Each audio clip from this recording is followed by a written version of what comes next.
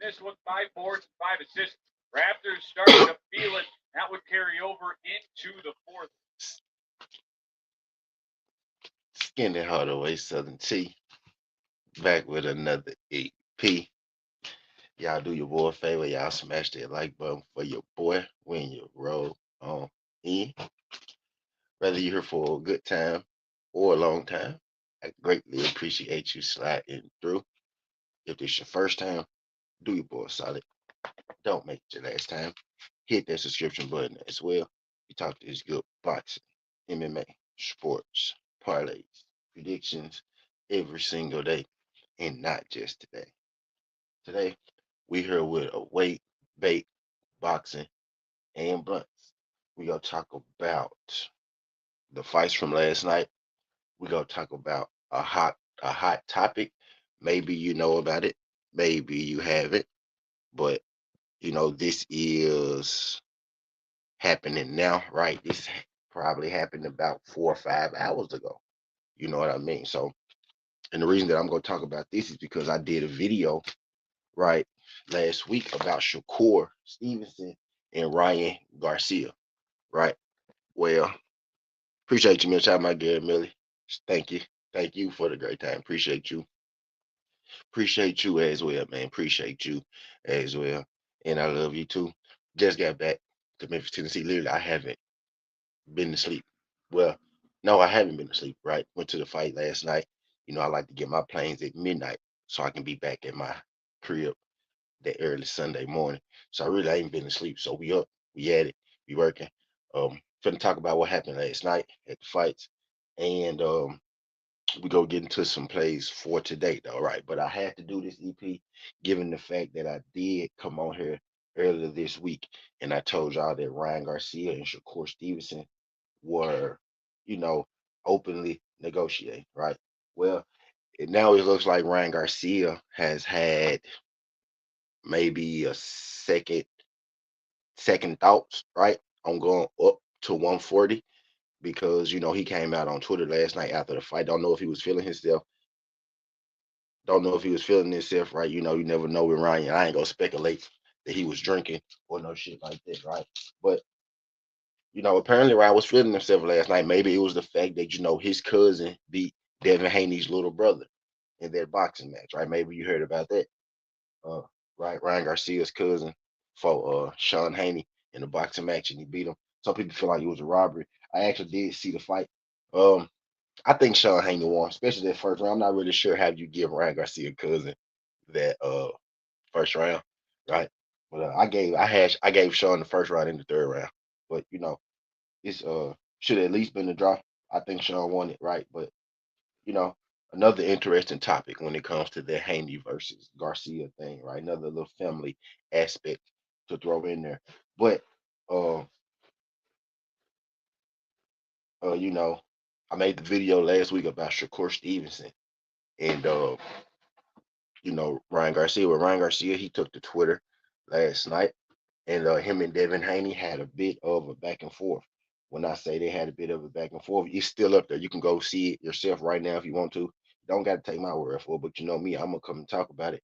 And I don't make up shit for clicks. I don't make up shit for views. I don't make up shit, to get people to come to my page. I'm gonna give you that real spiel, not a drill. I'm not gonna paint nobody as nothing that they ain't, whether that's good or bad. You could literally like some people could literally have like you could have the villain in your face, and some people are still call the other guy the villain, right? So, just last week everybody wanted to see Shakur Stevenson and Ryan Garcia fight, right? Shakur Stevenson and Ryan Garcia started to talk, and then everybody instantly switched to, well, Devin Haney is ducking them then, but was really quiet. At first they was pushing this Shakur and Garcia thing. So once they got the Shakur and Garcia thing, what they do? Well, Devin is ducking Ryan. Devin didn't fight Ryan. First of all, Devin had already agreed to fight Ryan, and Ryan lost his fight against Rolly Romero. Nobody who's saying I want to see Devin get his get back. I want to see Devin get that. Nobody who's saying that is maybe because these niggas slow. These niggas probably is slow, right? Or they don't know shit about boxing, as the great Roger would say, right? But everybody hollering about Devin need to get his get back. Devin ducking smoke. Devin already agreed to fight dude once before and he lost, right? But anyway, that I digress. That's a different conversation. With this conversation right here, with this conversation right here is about uh right is the new news pertaining to Ryan Garcia and Devin Haney. Now again, nothing is in concrete. This is all at this point, right? Just social media back and forth. I'm gonna chalk up the Shakur and Ryan Garcia thing being just a social media back and forth uh as well, right?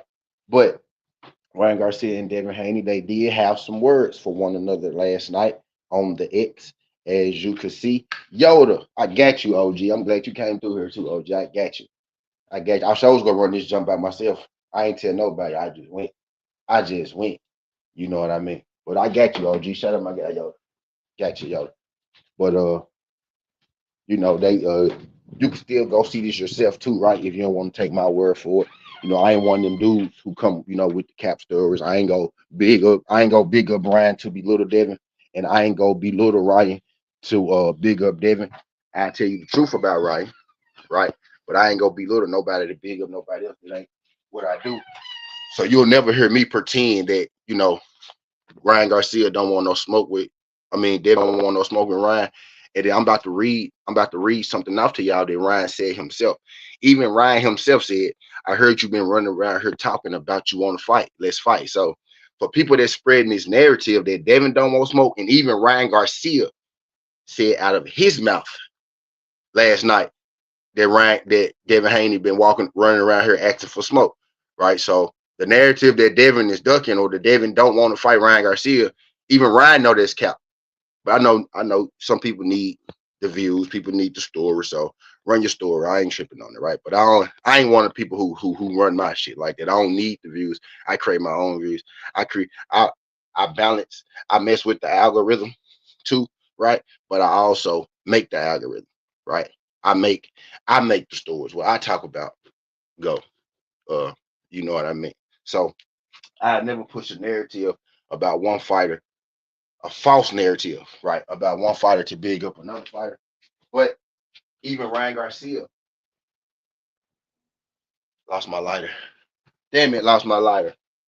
Even Ryan Garcia, even Ryan Garcia himself, you know what I mean, knows that Devin Haney actually is looking for this smoke, right? But let's continue. I'm about to go read this for y'all. Maybe it's in my jacket pocket. Hold on, let me check my jacket pocket. Maybe it's in my jacket pocket. Real hustlers don't stop. I can't find it. Y'all finna go hit the stove. Damn it. I'm terrible with lighters, man. I wasn't terrible with lighters throughout my life, but as I get older, I'm fucking terrible with these lighters, man. Yo, Tizzle, top of the AM, my what's bro. good, man? Top Chillin', of the man. morning, man. Top of I seen you was on, man, cause I said a blaze this week. I was hotter than lava this week. I done burnt a lot of ish up last week, so I took a it. day off. You know what I mean? But I Yeah. said I'm coming D3, come back. on up here. D3, bring your ass up here. D3, I You want to know, talk I to you let anyway about football season. I Bring let your ass. everybody. Bring your ass. Unless you at work. Then if you at work, get your work He done. can But if he you can at the still crib, he bring can your ass up still here, D3. See, he can still bring his ass. It's D free. He can multitask. Shit. Anybody from Yeah, man. TWT can multitask. We ain't forgetting none of that. But I wanted to set shit off.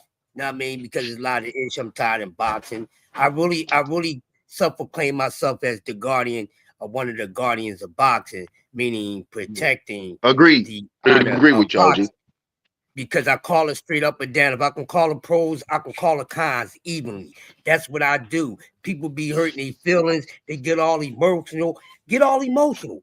That's one thing you don't do. I don't care if you call yourself the goat of debating. No, I don't care what none of y'all do because those titles don't mean shit to me. I will bust every last one of y'all asses. Right. And I have said it because I'll be doing too much catching and pickle pulling just to sport. Let's just keep it real and have fun. That's it. But y'all gotta turn into other stuff. I'm not to be fucked with. Don't try to fuck with me. Even in hell or smoke or get the fuck away from it. That's how I'm rocking out. That's how I'm rocking out. No more Mr. Nice Guy. I'm sick of it. We got to kill all this bullshit talk, man. I'm really trying to get to a point when some of these pickle pullers shut down their channels and say they don't want to do this shit again because they bad for boxing. You're talking nonsense and you have a channel or you're going on panels every day with that nonsense, that capital, that pickle pulling is bad for boxing talk. I ain't going for it. It's truly bad. I'm from the barbershop era. Y'all goofies with this internet ish. I'm on y'all top. I'm on y'all tops. Stop lying on fighters. Stop being a part of a business that you shouldn't be a part of. If your fighter is really like that, rock out with him. When your fighter is effing up or if he's ducking, you rock out with him. Because everybody's shit stinks in boxing. Everybody's favorite fighter at least did something once to piss them off. It doesn't matter how detrimental or not. Because none of these young men is perfect in this sport. I don't give a damn what an undefeated motherfucking record means. They ain't undefeated. That don't make them unbeatable. It's just the possibility of the possible didn't fucking happen. But that don't make any of these guys immortal. Not no Floyd, not no Rocky Marciano, not none of these guys. Once y'all understand that, then y'all come and yell at me. But if y'all want to keep messing around and doing all this other stuff, stay away from Crush. My content is not for you. So if you ain't for the facts and you don't like the truth that hurts, I am not for you, and I'm not going to try to make you for me. I don't want a whole bunch of a heavy load of followers. I just want some real motherfuckers. That's it. There you go. I get 30 motherfuckers to come and watch me every day. I'm fine. I don't need the thousands and all that because all that look cute. You got all this and all that. But at the end of the day, somebody can hand you your ass. So what do that mean? And I ain't gonna do no chuck on the job and try to get your dollar. I don't do none of that.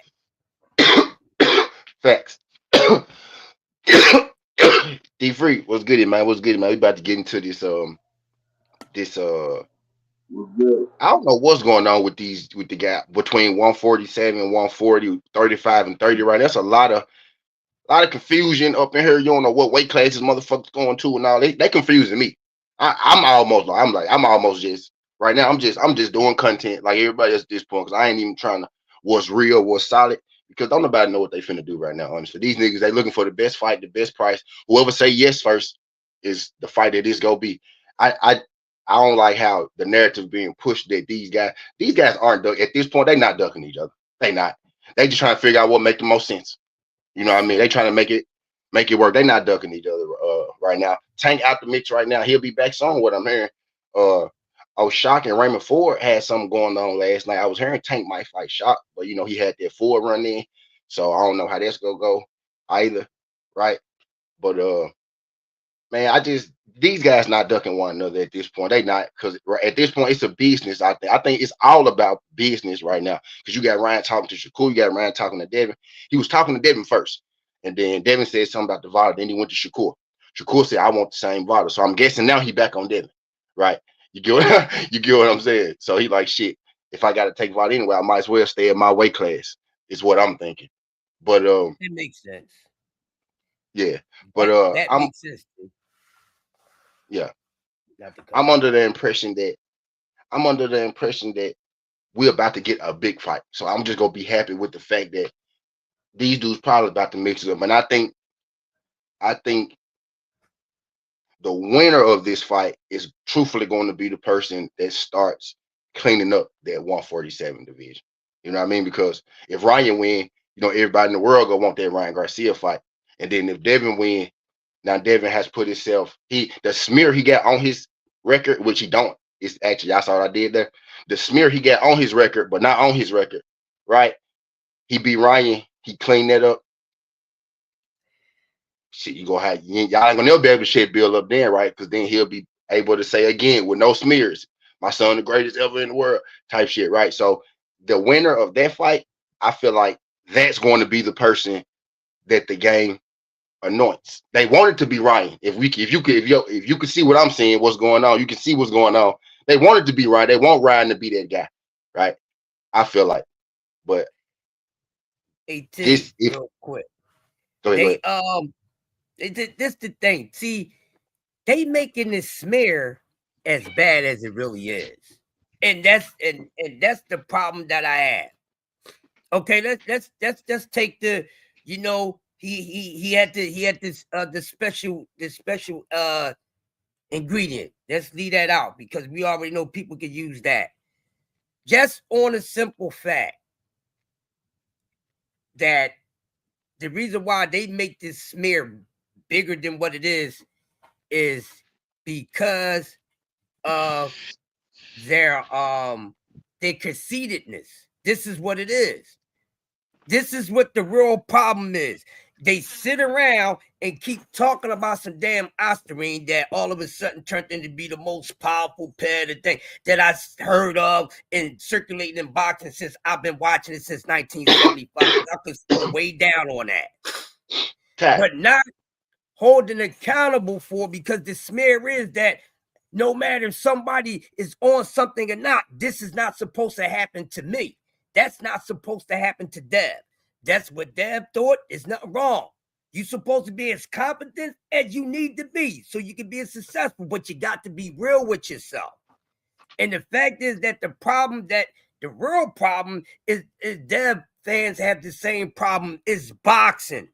And I don't know why y'all trying to make it seem like that Devin Haney, out of every boxer your young ass has been watching, y'all been watching enough boxing to think, look what happened to Ali and all these greats. Let's just be honest. And y'all think that nothing is supposed to happen to any of these guys? Like really? Okay, Devin Haney was never supposed to get dropped in his damn career, not one time. There's no way possible in your human damn brain cells that you really think you see it happen to everybody else of today and fighters of the past. And this is just facts. That's way better than this dude. This guy's not the best thing that laced up his boots. Overall, you can't even consider him one of the best out of the best when we talk about the whole entire thing of boxing. You could talk about now. You can't talk about overall because their careers ain't over. When their career's over, then you come y'all about overall. They'll keep throwing this overall stuff down, and these dudes ain't even done nothing yet. They ain't even got started yet. These guys got a long way to go. But because y'all fellas, though, this ain't supposed to happen to him, God damn it. Devin Haney, before I pass it to D-Free, Devin Haney is nowhere on skill talent of Errol Spence. I'm going to say it again. He's nowhere in skill talent Errol Spence. It happened. Floyd Mayweather almost got his clock knocked off. It happens. You're going to get hit. It's boxing. You may take the punch. You may not fall on your ass, but you might have stars around your head. You're going to get hit. Nobody in the sport of boxing is undroppable, even Shakur. And when the right person knows how to step and hit his ass, we're going to see what he's made of too. We want to see what guys are really made of, ladies and gentlemen. And we might. Y'all know who I think that guy is for Shakur. Y'all, the guy that the one name he ain't calling that nobody ain't paying attention to. But I digress. Go ahead, Yoda, my bad. Real quick, and I'm gonna give the guy he's scared of. Oh, no fighters is scared. Shut up. Yes, they are. If they ain't scared in the heart, they're scared money. They're scared either way. Shakur Stevenson, and I'm gonna say it for all Shakur fans. And I like Shakur, but I'm gonna keep it real as a dollar bill. He don't want no parts and never wanted any parts of that goddamn well that been in them goddamn oceans, goddamn haunting it, been wanting his ass. O'Shaquie Foster been on a bounty hunt on Shakur's head. Been ever since there existed into professional boxing, and most of the time people been trying to play it down. O'Shaquie Foster called Shakur name out more than any damn body in boxing today and been on his ass the longest. Now he's saying I want everybody else too, because what he's saying, okay, y'all got problems with handling some business. I'm gonna show y'all what I'm really working with, because I just had some things getting away with me. So now O'Shaka's saying, okay, since y'all lollygagging with each other, I'm going to let the world know I've been on your ass. Now that everybody know. And since you have a problem, y'all can't get along and take care of shit. How about I take care of you, and then you give me a plate and I take care of both of y'all. This is what I like by O'Shaka Foster. He said, hey, these guys is playing around with rematches and all that. And the whole time, this is the best time for me because I ain't got the streets interfering. This is the most I've been consistent. Oh, I'm about to let the people know who I really am. No, it just don't stop with Cool Boy stuff. Y'all just starting to get to know who I am.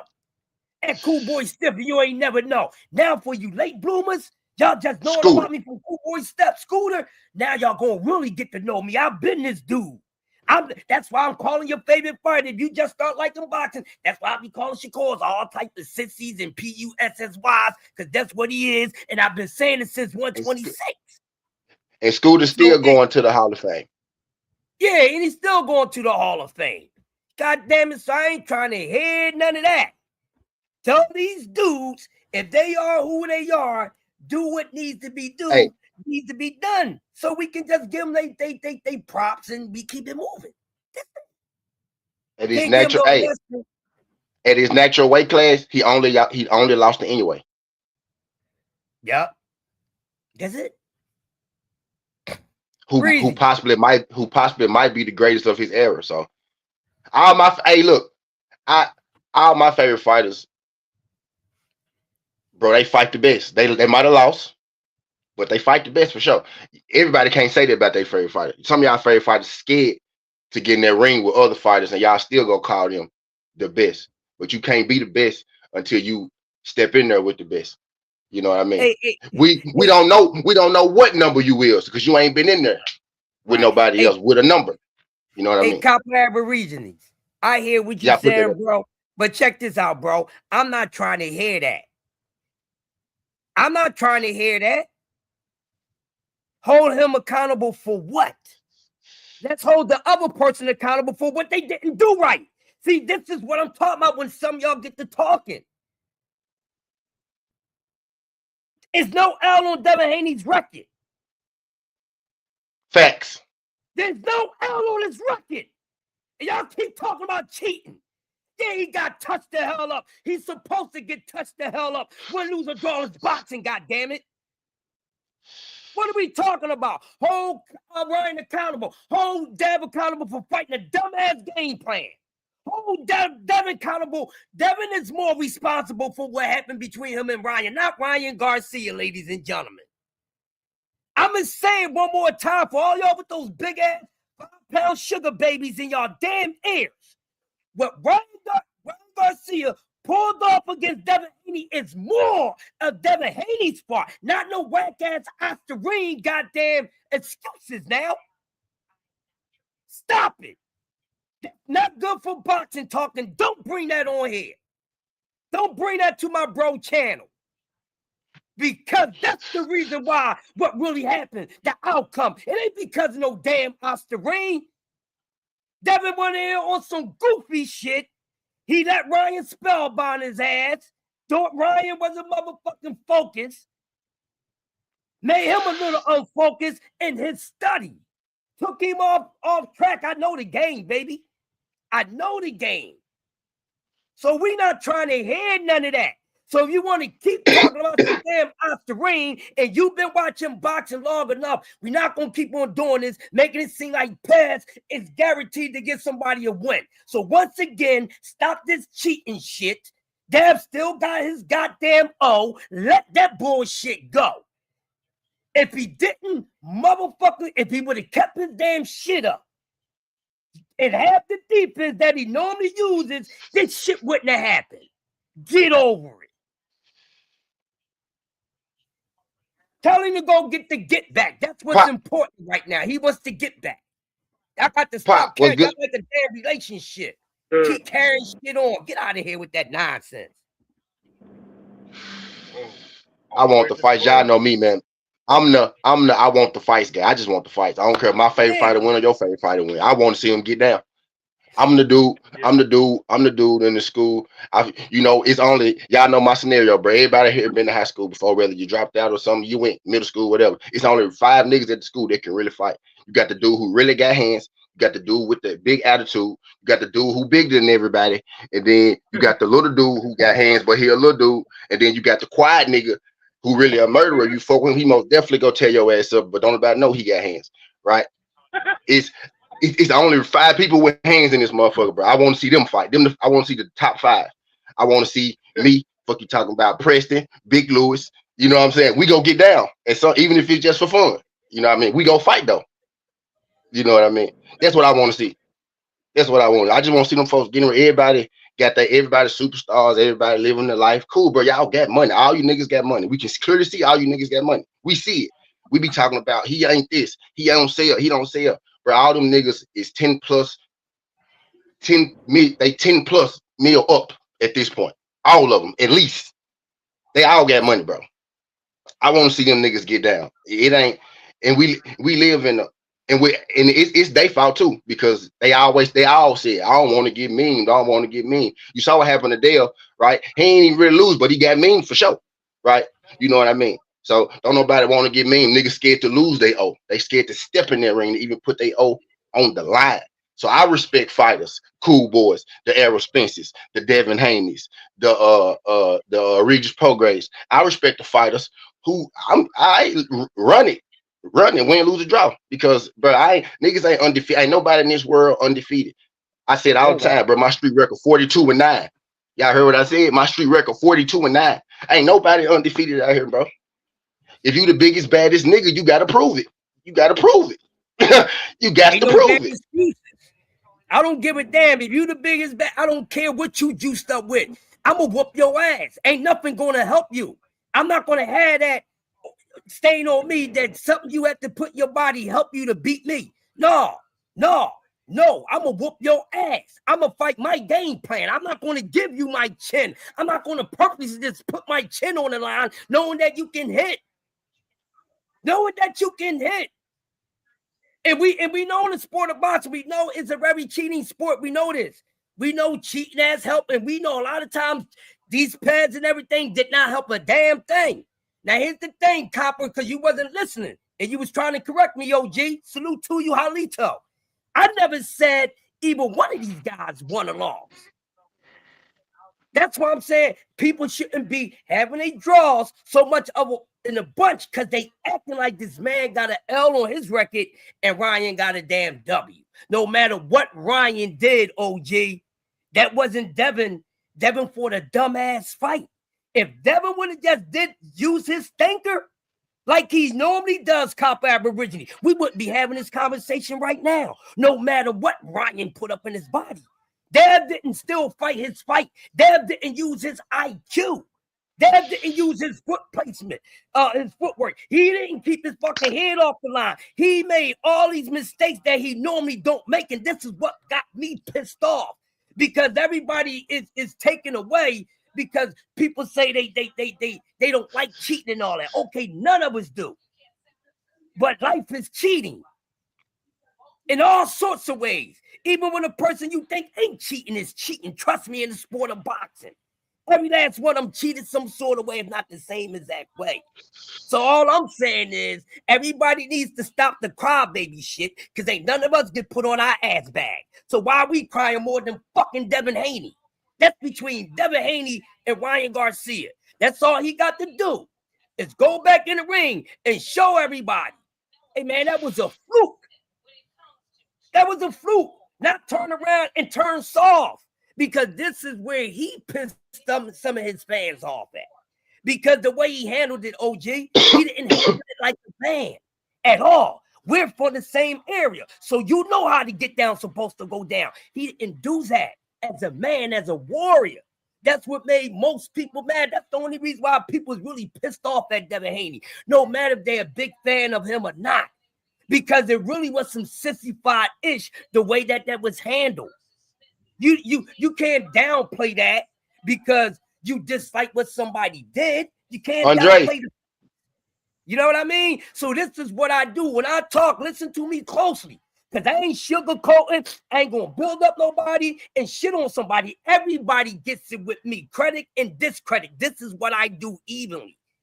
So as a boxing fan, when I see nonsense and I see a whole bunch of grown-ass men acting like they got milk in their titties and all that, we need to start a different conversation.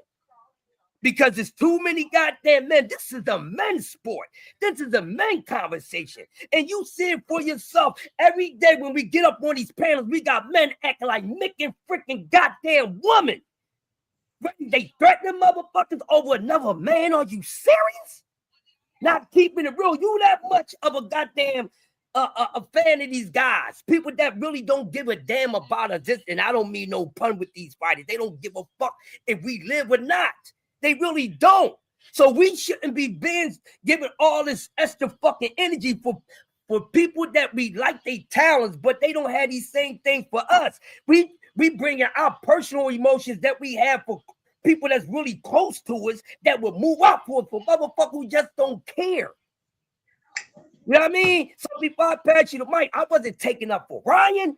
I wasn't shitting on Dad because neither one of these motherfuckers got a W or L. But what it is, everybody needs to stop. Because if we're going to keep on getting on Ryan, you got to give that same exact thing because these are some really the both for the reason or really trying to determine why the fight wound up being the way that it is. Because they really wanted to be funky. They could have gave Dev the goddamn L, but they didn't. Then you got to look at it. Watch this dude, Ryan Garcia. This is another reason I'm going to pass the mic to you. This is another reason why everybody start going ham. Oh, look at he's juicing, he's juicing, he's juicing. Like, stop it. Because there's plenty of fighters we should have been on at the juicing. Now, this guy, he shows the right hand. He knows what he needs to do. That little dildo brain ass boy know what he needs to do. Because he know he's about to F up his money. So he got to be straight. If anything else, he got to be straight because now the money is there. Now you're being called for probably the most demanded one to fight by all fans, no matter which side of the fence. Can't pop dirt against Devin twice, bro. You see what I'm saying? So he knows what time it is. So we can't keep giving him that bullshit. Let him do something. You can't keep giving this man this and that's done. And then we don't want that. We real Haney fans, if we really ride from Haney, guess what? We don't even want to put that type of energy out there any goddamn more. We ain't going to keep talking about this damn Oscarine if we believe in Devin Haney. We're not going to keep bringing it up as an excuse. We're going to keep on saying, damn, you know what? If it made it easy, if this motherfucker would have just stuck to the script. Because it wasn't really about what Ryan Garcia did, ladies and gentlemen. It's simply what Devin Haney did not do when he normally does at the office in our past. That's all I got. All right, you finished? Yeah, go ahead. I'm ready to get busy, bro. Okay, look. I'm gonna bring you in, Pop. All right. Now, Cop. Now you go, Cop. Oh, okay. All right. Look, my point is not the fight itself, because what I wrote is Devin lost that fight. I don't give a damn what nobody's saying, what they think. Ooh. You can take away the overweightness, the missing weight, and take away the conversation of the Oscarine, which was found in his system, cycling off. Let's get that in the clear. When you look at the match itself, just the fight itself, Devin lost that fight. Tell me he didn't lose the fight. I know he lost the fight because it was going to go on his record until dealing with that overweight and that Oscarine found in Ryan's system. That's what caused all of this mess. But other than that, even though I was pulling for Devin, he still lost. I don't give a damn who wins or loses. If you win, great. If you lose, take the loss and build from that loss. And then come back. If you can get a rematch, fine. If not, Let your career continue to carry on. That's my point of it all. I ain't never heard my favorite fighter complain about no fights. Not one time in his career. Do you know who it is? It's the greatest of all, Muhammad Ali. Win or lose, he never complained. Because I was going to say EJ. No, hell no. Hell no. I was going to say Sugar Ray Robinson, but close enough. I was going to say EJ. Shit. No, I was going to say. No, listen. Robinson made one complaint. Wait a minute. Robinson made one complaint, whether y'all know it or not. Because I know y'all not old enough to even really know about these things. The one complaint Robinson made was him moving up from a middleweight to fight that light heavyweight that he damn near got himself exhausted from. That's how he got beat. His complaint was, that's his only complaint of his whole career. Other than that, you would be standing correct. Robinson never made no fucking complaints. That's the true pound for pound king. Yeah, well, you know, Ali, Cassius Clay called him the pound for pound king for real. So I got to go along with that. I ain't gonna argue with you on that. Yeah, anytime the GOAT calls a person, it is what it is. That's why I be trying to tell these wet behind the ear ass cats, man. But getting back to this Ryan and Devin fight, as I stated in the chat, and everybody can go back and read it, Ryan beat Devin. I'm not sugarcoating the motherfucking thing. I never do. T know me. Do I, T? Do I sugarcoat anything? Nah, you don't. I don't have no reason to. But I do know the difference between right and wrong. That's what I'm looking at. The right and the wrong. You're correct. Devin came in there and he had the wrong game plan. None of us who are really backing Devin, goes against any of that. We know what we saw. We seen it. We are being honest with it. Devin is being honest with it. He even admitted it himself. He didn't deny none of this. What is being denied that nobody wants to really talk about is one, the main event that Ryan fought in against Rolly. That was supposed to be Devin. That was avoided. This is the thing that pisses me off. Then we get an excuse from Oscar 2 weeks later that Ryan broke his right hand. Go back and look at that fight with him and Rolly. Tell me where he broke his hand at. Yeah. Okay, now wait a minute. We said, I'm going by what the young buck just said. We ain't sugarcoating shit. Exactly. This motherfucker done shot himself in the foot. So now Devin don't have anybody to really fight in the 140-pound division because the only one that's really there is Ryan. Everybody else has been ducking this brother. This is facts. This ain't hearsay. They've been trying to freeze this young man out ever since he entered the 135. And I know these all three of you brothers really know why. I'm not going to mention it on, in the chat, even though I could. But y'all know why the boxing organizations have basically blackballed Devin. I know why.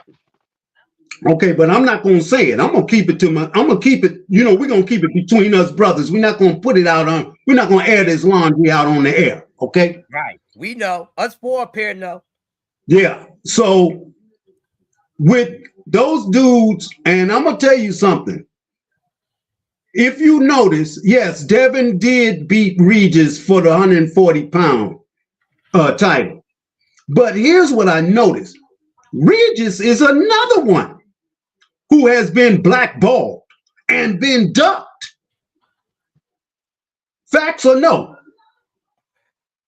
Facts or How they facts do or it is, Yeah. Pop. They wait until the guys get older, and then they'll mess with them. Then they'll start giving them the money fights. They'll start paying after they pass their prime. They get But if you blackballed go, in the beginning. You know what I mean? Devin get but blackballed if mostly you go because you know back, he if not. you go back before the Josh Taylor fight, wasn't nobody really trying to fight Regis. Listen, I saw Yeah. this guy. I saw this guy. Me being a former fighter myself in the Crunk gym as an amateur. When I watched that guy, I said, "Shit, give me a baseball bat. I'll bust this sucker up." Man, don't nobody want to go in there with that dude at that time. And I seen why. Because when Regis jumped on you, he jumped on you. There was no lull in his action. None of that. You had to fight this dude. So then, yeah, you're right. Regis got a little older. That's number one, and he got a lot of inactiveness going on. So Devin jumped on the dragon for real, and he did win. Now Ryan and Teo are already 140-pound fighters. They still ducked Devin. We can't say it didn't happen because we watched it. We heard it. Teo made sure not to fight him. Ryan, I don't think Ryan's scared of no damn body. That's my personal opinion. Yeah. Ryan will fight anybody too. Yeah. Ryan will fight anybody too because he took on Tank and you see what happened to him, but hey, it is what it is. Yep. He took on another hard hitting Rolly. You see, it is what it is. But Ryan can fight, and he ain't scared of no darn body. But the thing that disturbed me about him, that nobody can deny, He don't sugarcoat. all of his fights were knockouts up to Tank. After Tank, name me anyone who has been knocked out by him. They've been knocked down, but not knocked out. Yeah, they all got a pillow, but never got a chance to close their eyes. They got right back up and gave the pillow back. That's my point. And this is what I was saying when I was making the statement about that Osterine. Like, if you go and read on this stuff, it's banned for a reason. And I've always said it, and Tia tell you, we've all agreed that mandatory, just like it is in trucking. When I was driving that semi truck, it is mandatory that they could call you in and have you drug tested at any time, day or night. Oh, I know about that. Okay, so if a trucker can be randomly drug tested day or night, what's wrong with these fighters being on mandatory drug testing and they making millions and millions of dollars for fighting, even though they got to pay the employees of them out of that money they make? But the point I'm making is, why can't they be drug tested? All the other sports are starting to be drug tested. Why aren't they? Yeah. You see what I'm saying? Yeah.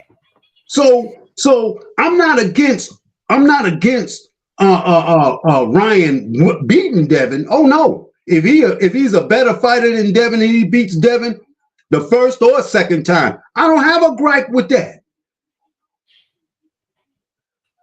Just like, okay, one of my youngest favorite fighters outside of Devin, and if I say it, y'all gonna be jumping on my neck. No. Who you like? Okay, Keyshawn Davis. All right. He pissed me off. He pissed me off. He pissed me off because he allowed himself to be used, knowing that these folk are going to come after him because it did happen. He smoked that weed. And it kind of tainted his career for that. Even though he say he ain't doing it, which okay, I believe him until he get caught again. But this guy along with what's the other one? I can't say much of him, but he been knocked down, but he done got up. And that's Abdullah Mason. These two guys, oh my goodness. Man. Yeah. You just said it, Avery, that Abdullah Mason. Scary brother, ain't he? Very, listen, he gives me throwback fighter goddamn vibes. He's very scary, man. And like the young man keeps saying, I got the appetite for smoke. I want to inhale. Bring me the cancer. I want it. Listen. And that young man focused. His father keeping him on that dean and keeping him on his boxing dean. He on both of them deans at the same time. Who going to F with him? And I'm saying now, we seen it last night. And for all my little Vargas fans, he better stay away from Abdullah for some damn years. He better have the same plan that Virgil had against Boots 5 years later. BBO, do you hear me? Hey, preach it. Abdullah Mason will melt this bull like cheese. Did you? Hey, since you brought it up, Yoda, did you hear what Fernando said after the fight? You hear what Fernando said after the fight? Fernando, he said one of the biggest regrets he got in his career was he let his promoters push him too early, put him in the fire too early. You talking about Fernando Vargas? He got in there a little too early. He said he'd not go make that mistake with his own son. So I think that was him saying that. Yeah. No, not doing that yet. Not doing that Mason shit yet. Well, a lot of the father-son teams have never been, listen, y'all know it, I'm gonna go back to it. None of the father-son teams have ever been attacked the way that we hear of Bill and Devin, right? So far. Except one other father-son team that was attacked this way, and nobody's brought this conversation up. I know you finna say. Do you know who it is? I know you finna say. You want me to say it first? Yeah, go ahead.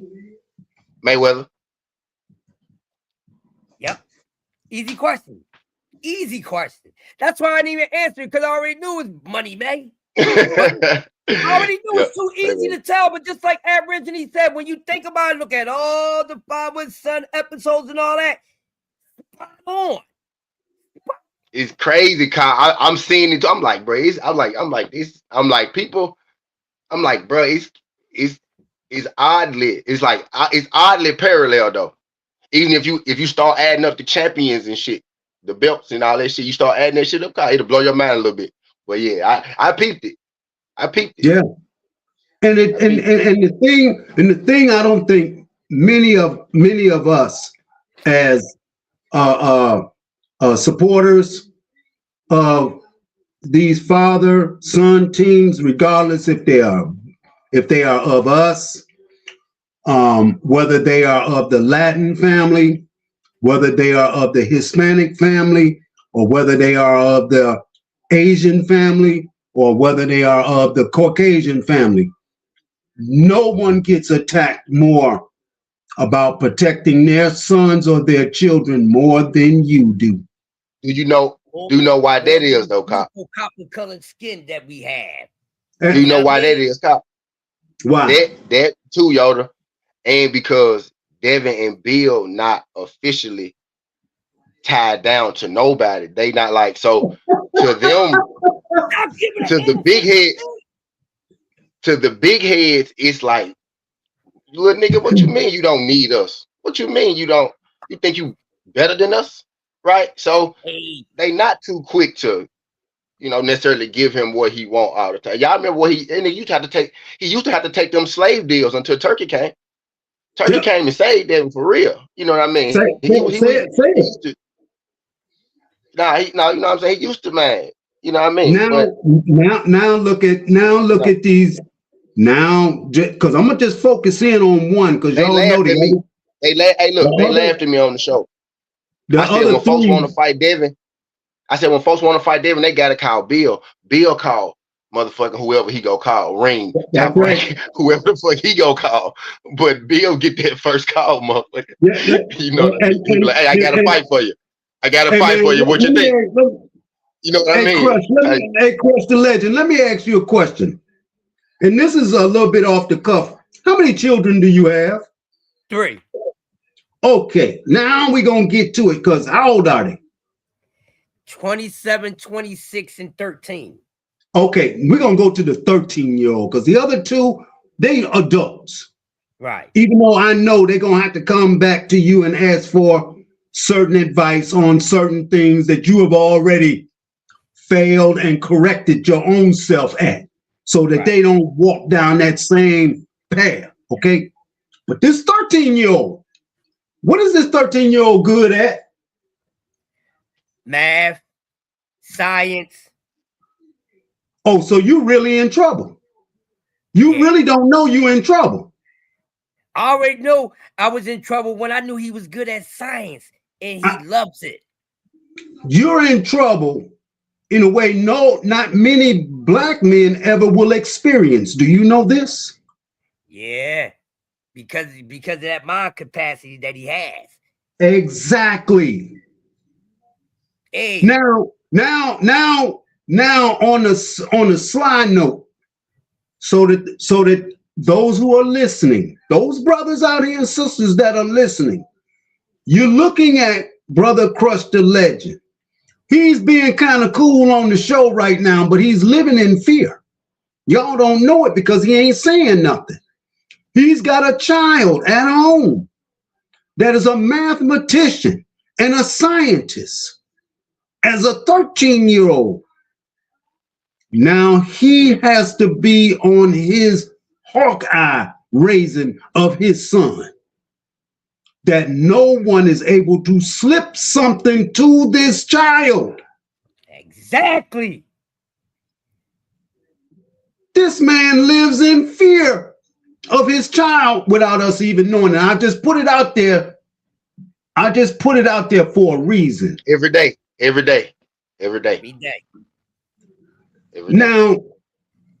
Now, Crush the Legend is in the same seat as Bill Haney. Do y'all see it now? Matter of fact, let me take that back. He's in a worse seat. Because they ain't going to try to take Devin out because he's a good boxer, but they'll try to take his son out because of his brains.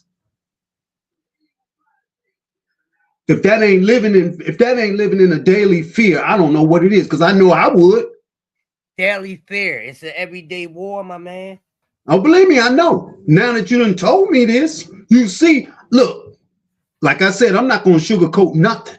I don't do that. Never have, never will.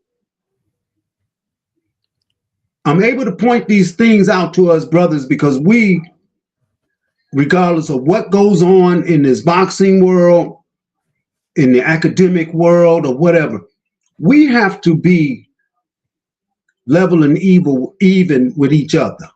Yeah. Really, we do. And I'm going to say this, and I know they don't like it, but if I had to point it out, Bill is on that level of that stepping stone from the fathers and son teams before him. That's why they are where they are at today. Now, you all can be on that same step in large numbers as fathers and sons, and no one can stop you. That.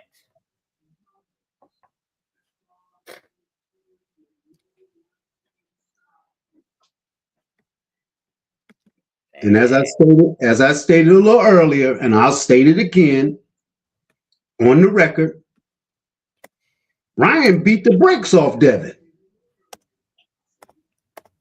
That's a fact.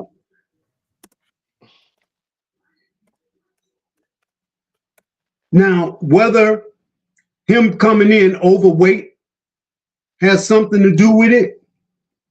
I'm quite sure it does. Ryan has a speed with that left hook that is probably one of the best left hooks in boxing right now. Because he can catch you with it anytime he wants to. And he can hurt throw it you enough with it. times, yeah. He throw that motherfucker enough times, yeah. Yeah, because that it's hard to catch that time. And if you look at it your own self in a fight and see spam it. And he gonna spam it fast as hell. Yep. Yeah, because I even tried my best to even duck it myself looking at the tube, and I got caught with it every time. I was like, oh, hell no. You're not going to get caught with that that many times and not hit that canvas. Yeah. So I don't think, really anybody is really against Ryan. I'm going to put it out there, and y'all can correct me if I'm wrong. Who they really against is Oscar De La Hoya. And I'm going to tell you why. Bingo. Go back to Canelo, and it'll let you know why.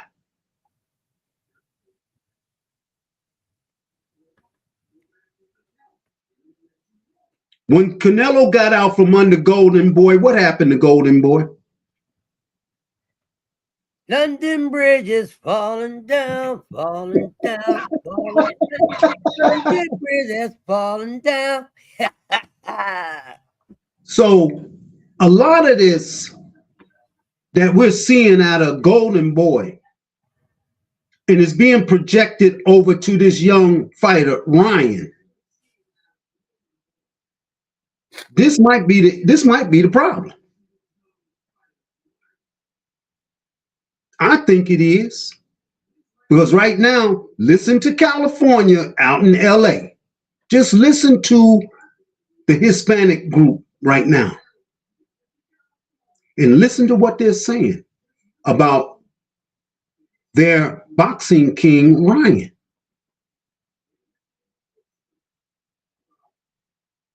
Because they're going to keep Ryan fighting in 2 states, California and Nevada. They ain't gonna let him go over there to Saudi Arabia. Are you kidding? And if they wouldn't. Because they drug test you over there. Oh, yeah. They just don't test your urine over there. They test your hair follicles over there. Oh yeah, they test everything on you over there, Jack. Yeah, that's correct. And if you get caught, what happens? Well, they was a little different than now. They like to put you on the firing line. That's all I got to say. They will put you on that firing line. You going to prison. Line. Yep. You going to prison. Or you going on that fire line. You can get anywhere from stones, rocks, the bullets, the missiles, and everything thrown at your ass on that fire line. I'd rather not deal with either one. So when you start to notice, when they're talking about this rematch, and even though Turkey paying for this, they're going to try to stretch this all the way out to have Ryan completely clean with no drugs in him whatsoever. If there is any, or if there ever has been, they're going to make sure this guy is clean, because they can't afford to have him locked up over there and they can't get to him. This ain't going to be, what's her name? Or what's its name? They got locked up in Russia for vapor. The girl, Brittany Griner. The switcher. Yeah, Brittany Griner. Yeah, Brent. Yep. It ain't gonna be like going to that Russian prison where they can negotiate to get him out, because they don't negotiate over there with nobody. They dealing in straight truth over there. Yeah, and once your ass is grass, your ass is really grass over there. Yeah, for real. So that's why I put that out there about what's going on between Devin and Ryan's rematches and things of that nature. No, I'm not saying that Devin don't have a loss on his record. It may not show it, but we know he do. We know he do, and he know it too. He's never denied this. That's what I like about Devin. He ain't denying none of this. True. Ryan only has 2 losses, not 3. Yeah, that's it. You know, that's been my whole argument the whole time. There's no biggie about none of this. We don't have to get into a firefight with each other with words and all that. When you put the truth on the table, it's the truth. And the truth should set you free. So all of them that want to, you know, still sit there and scream and holler about what Devin didn't do or what Ryan did do, the outcome is still going to be the same. As far as I'm concerned, me personally, Devin has a loss on his record. Most people are not going to admit that, even though it's not on there officially. Ryan has 2 losses officially on his record, and he has an official win over Devin, even though he failed both drug tests as far as it's concerned, and that's the reason why that win is not on his record. If we won't be honest about it. BC said the truth will get you locked up too, and so would a lie. Well, tell him, I'm gonna say it out here. I was told by my grandfather years and years ago, a lie gonna get told regardless of whose mouth it come out of.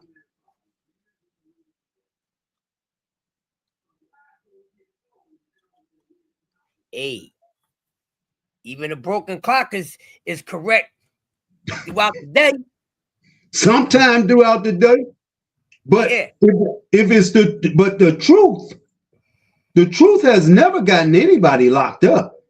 What has gotten them locked up is people who don't want to hear the truth. They will never accept the truth. And so if they get a chance to be able to convict you, even though you're telling the truth, somebody has taken that and turned it into a lie, even though you live within that truth within yourself. Sooner or later, that the truth going to reveal itself. Yeah, it does all the time. So, like I said, you know, I like to see the rematch. I know they called Devin. I know they called Devin Debo.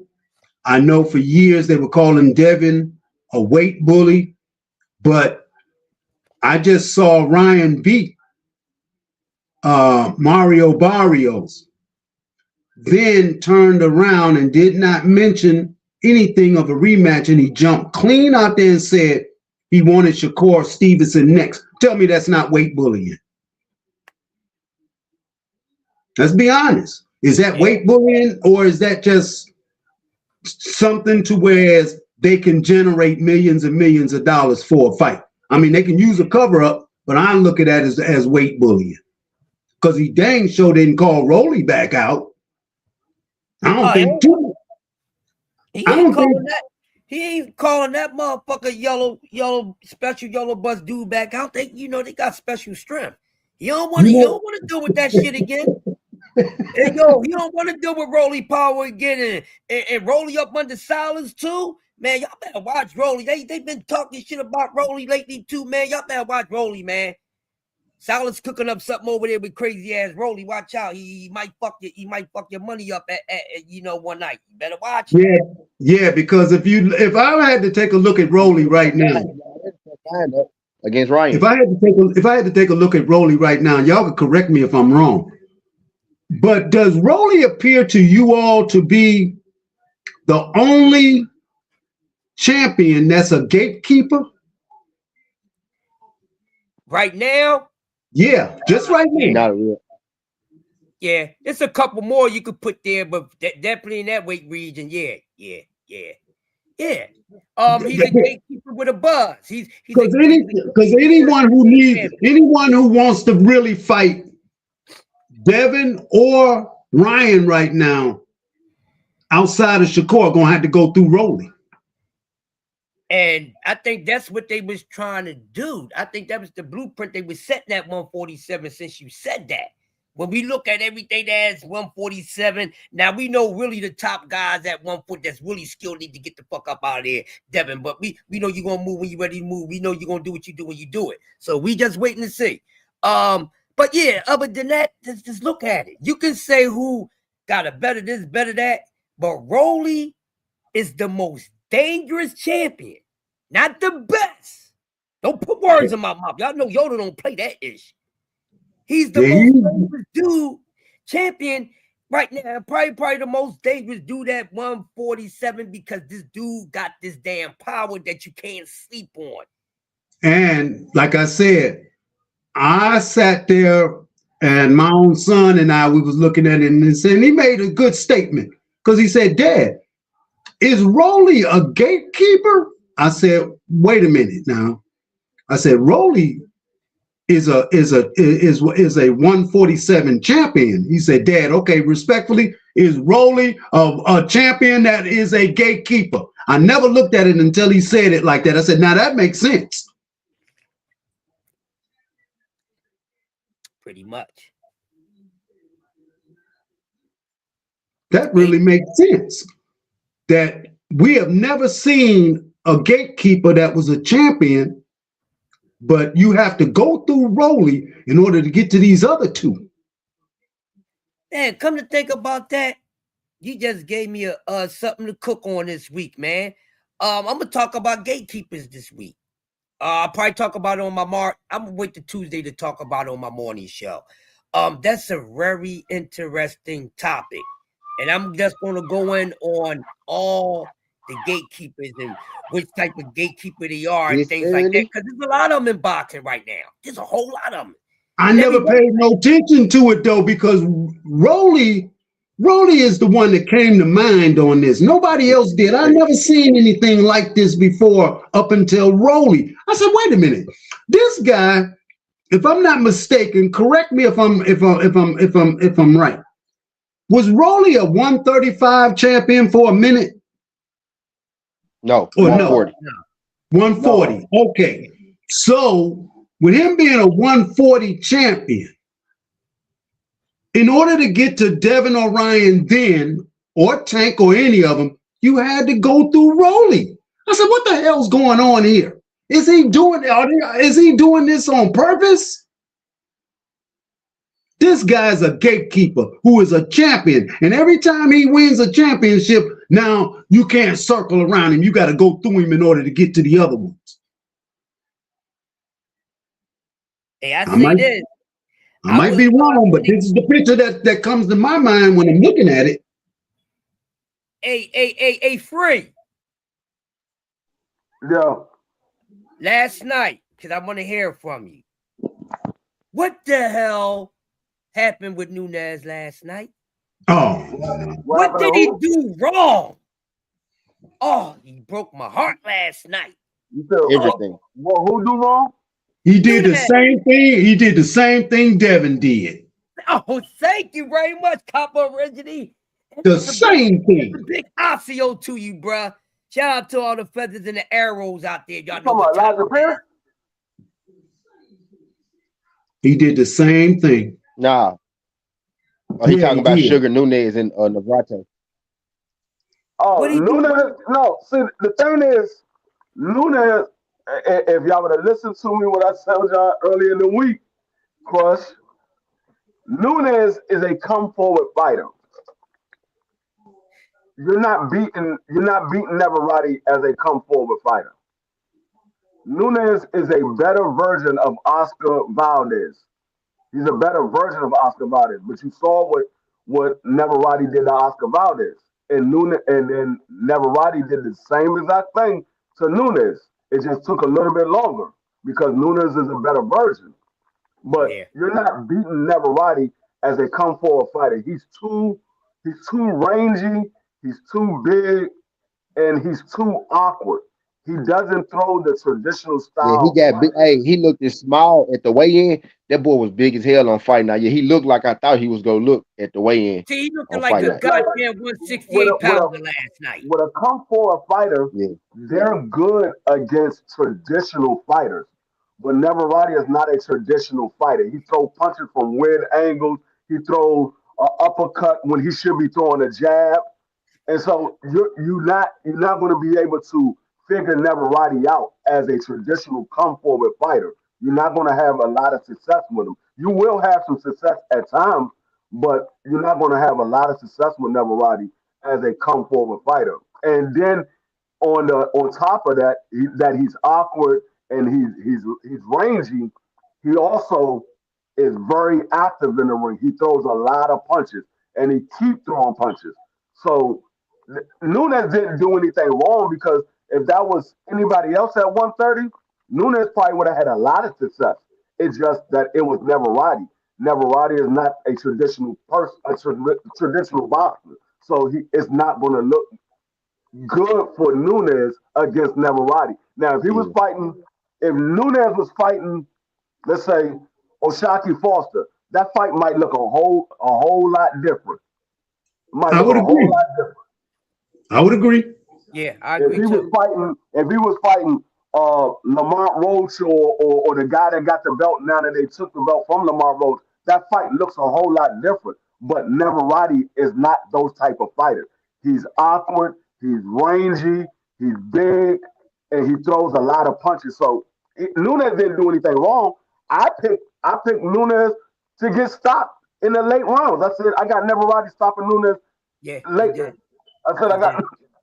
Neverati stopping Nunes late, and everybody was like, "What? Nunes is the favorite." I said, "Yeah, but I know what I see with Neverati, and I know Yeah, what I see with Nunes. Nunes is a better version of Oscar Valdez. right. He's not going to win that fight. He's Yeah. not." Yeah, and I'm glad I asked you that. And one thing about Navarrete, he's probably one of the most unorthodox fucking skill sets I've seen because it's very awkward. Then he's not even fast, but like you said, he got average speed, but it's not real fast. But he throw weird wild punches. Now the way he throw his punches, you would think he had that Superman-y Pacquiao hand speed, but he's awkward. He throws an uppercut when he should be throwing a jab, and it's like he throws his punches in reverse. And one thing I like about him, and I respect this, because one thing I respect about tall guys is when they can handle themselves, be more busy on the inside, and shell themselves on the inside against smaller fighters, where the smaller fighters should have the advantages on the inside besides you putting your weight on. But if you ain't got nothing for you to, for me to lean back on, for you to put your weight on me, you ain't leaning on nothing. I'm up, right? You're gonna lean and fall down because I'm gonna hit you with something. And the thing is, and then I gotta look at Nunes corner too. They was real. They went with the wrong thing from the beginning. And like The wrong game said, plan. They had the yeah, wrong game plan. you can't go. You gotta smother a guy like that. You gotta take away his reach and everything, but you just can't go straight at him, especially a guy like that. So when you got a guy like that, you got to get on some awkward shit. I'm using military time. I'm going to be flanking left, flanking right on your ass. I'm never going to be straight up and down, squared up in the middle, homie. Yeah, you gotta bob and weave your way in on taller fighters. Exactly, all day. And you gotta attack his body first. You can forget about them headshots. You gotta attack his body first for at least the first 4 to 5 rounds. He spent the first 7 rounds going to his face. That's the reason why what happened to him. Dog going to that body late. Now Barati was hitting this motherfucker with all type of shit. Hitting him with the long uppercut and the hook body shots. I'm not, you keep stepping back, asshole. You stepping right into his range. What are you doing? Oh, you don't know how to step forward, Bob, but you better loose neck. You better put your damn waistline on the damn swivel, moving around, but you better do something. Better put your knees to work too. Your waistline. You gotta do it all. The thing is, with Neverati being as rangy as he is, he's a good inside fighter as well. So that's what I was saying, Frank. because once you get in close, Neverati can't go to the head like he wants to. He takes those punches from the head to the body. He start throwing looping hooks to the body Yeah. outside that When you guard. got long arms and they press you, you got to throw in combinations because you got to build your speed. That's how you build your speed when your arms are. You got to throw G. Yeah, so instead of throwing one. Neverati he's knows a that. good I'm gonna throw inside three, boom, boom, puncher boom. That as well second as and that third one gonna have.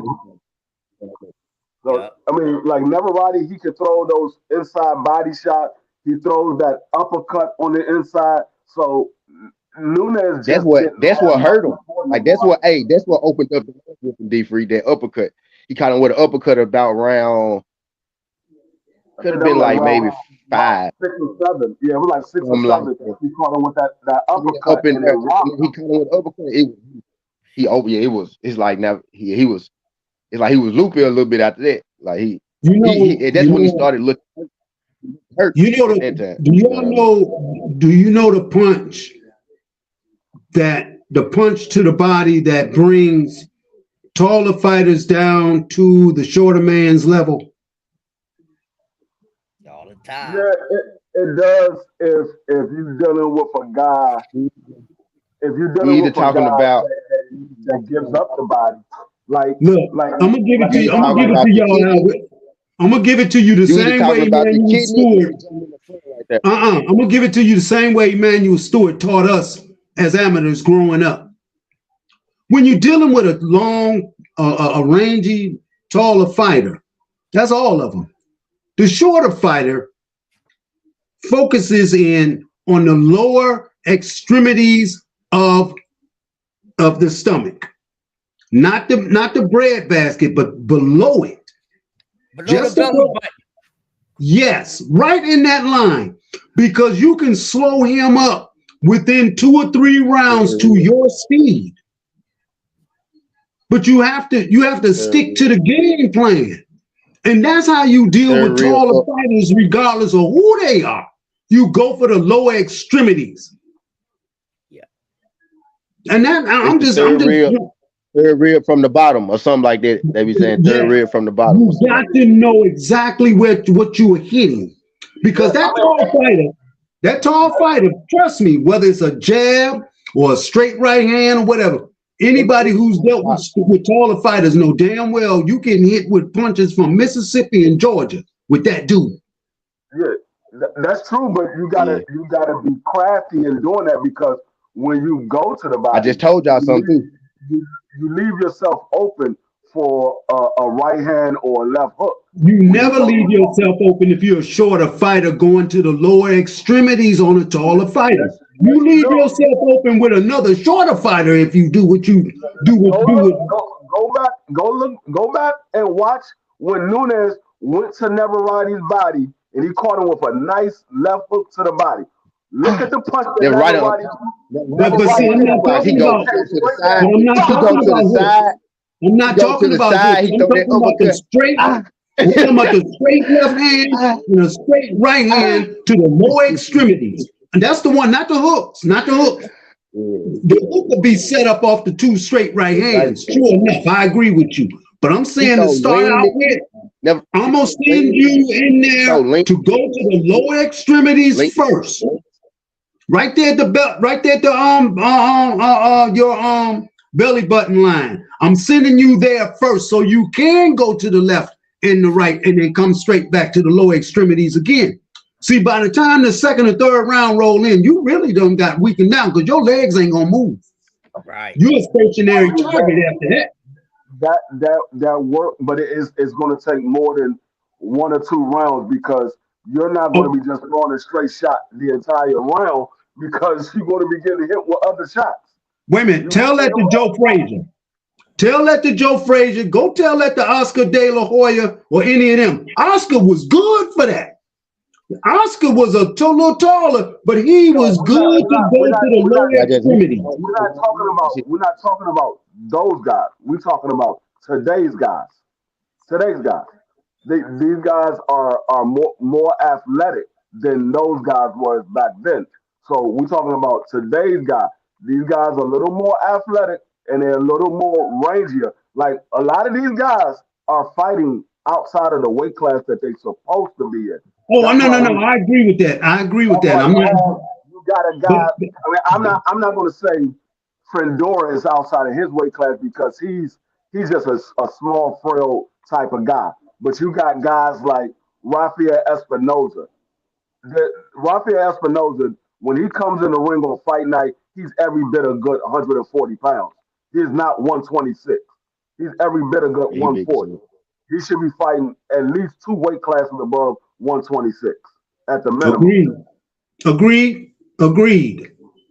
So this is what I call about weight bullies. But what I'm gonna stick with is there is the way to dismantle, regardless of what that weight is. All of it's going to feel the same, regardless of who's using this particular style of punching. This is the same way in any sport. If you want to beat a tall dude on the basketball court, how do you do it? You practice shooting distance shots. You can't go into the paint with him because he's going to block everything you got.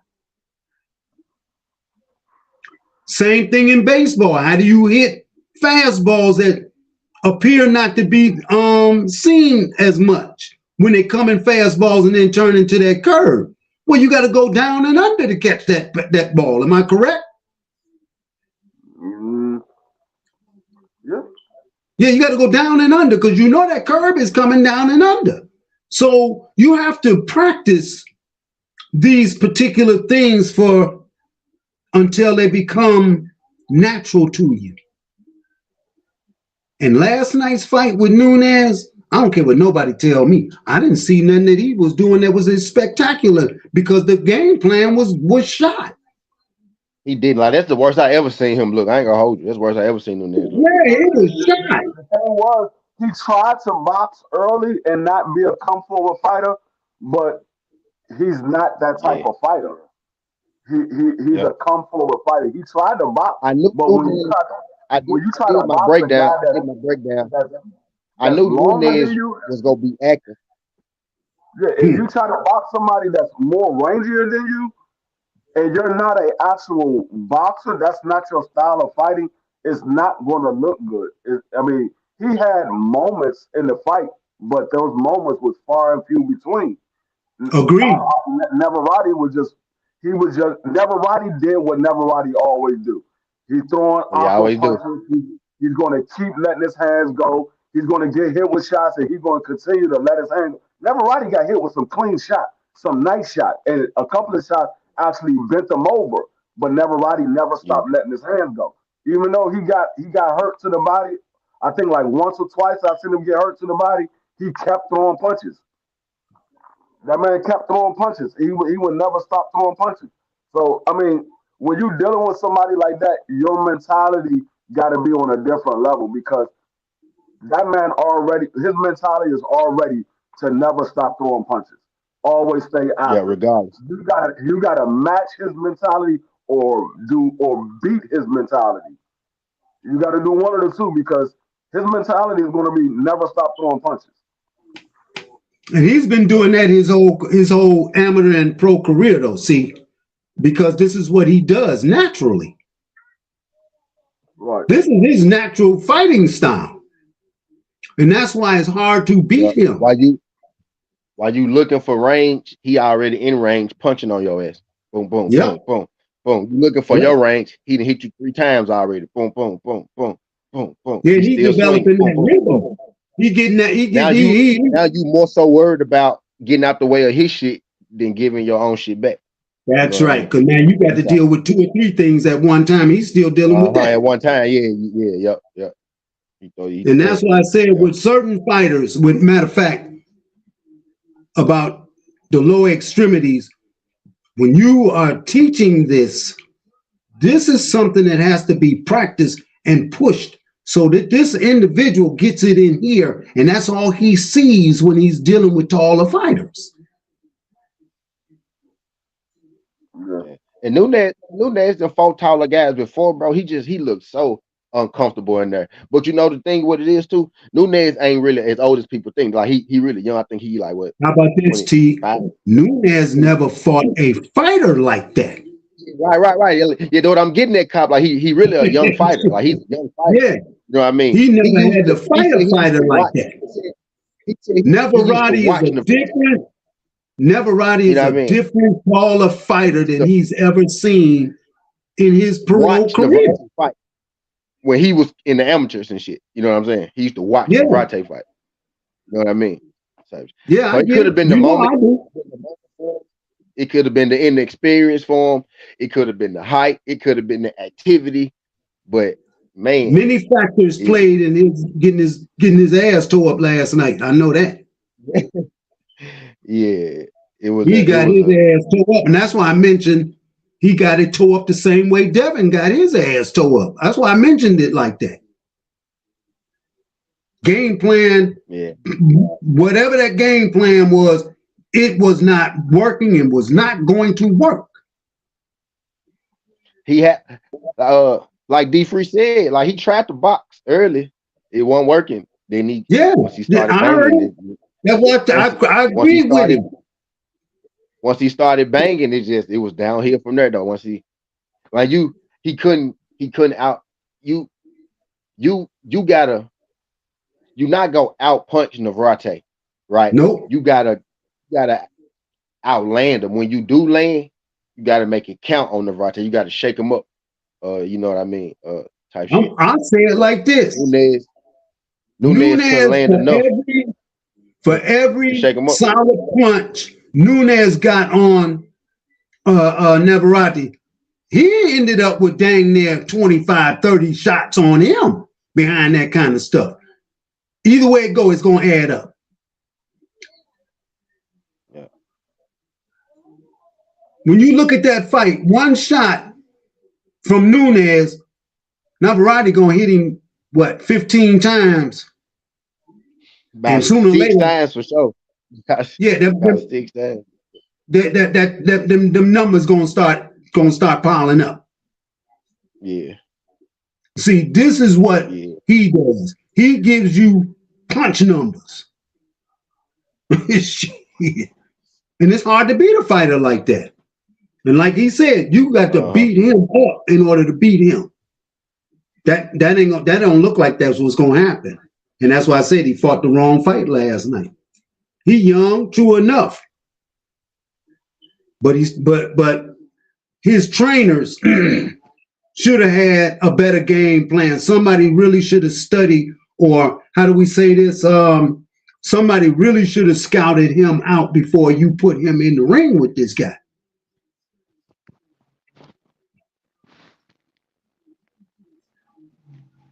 Maybe it was a little too early in hindsight. I gotta Maybe it was a agree little with too you. I early. mean, all of those factors play into it, into that loss last night. It's just not on Nunes. It is on his team.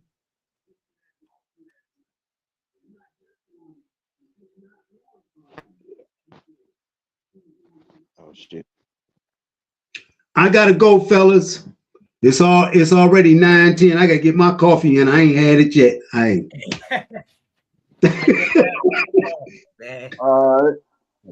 Yeah. Yeah, when you get my age, you start to slow it up. Used to be I did have it by 6:30, but now when you're retired, you don't do things that you normally would do. Yeah. So hey man, peace and love to all you brothers and have a great day. All right. All right, Awesome, Christian Legend, we're gonna talk again, brother. It was great. Yes, sir. All righty. Peace out.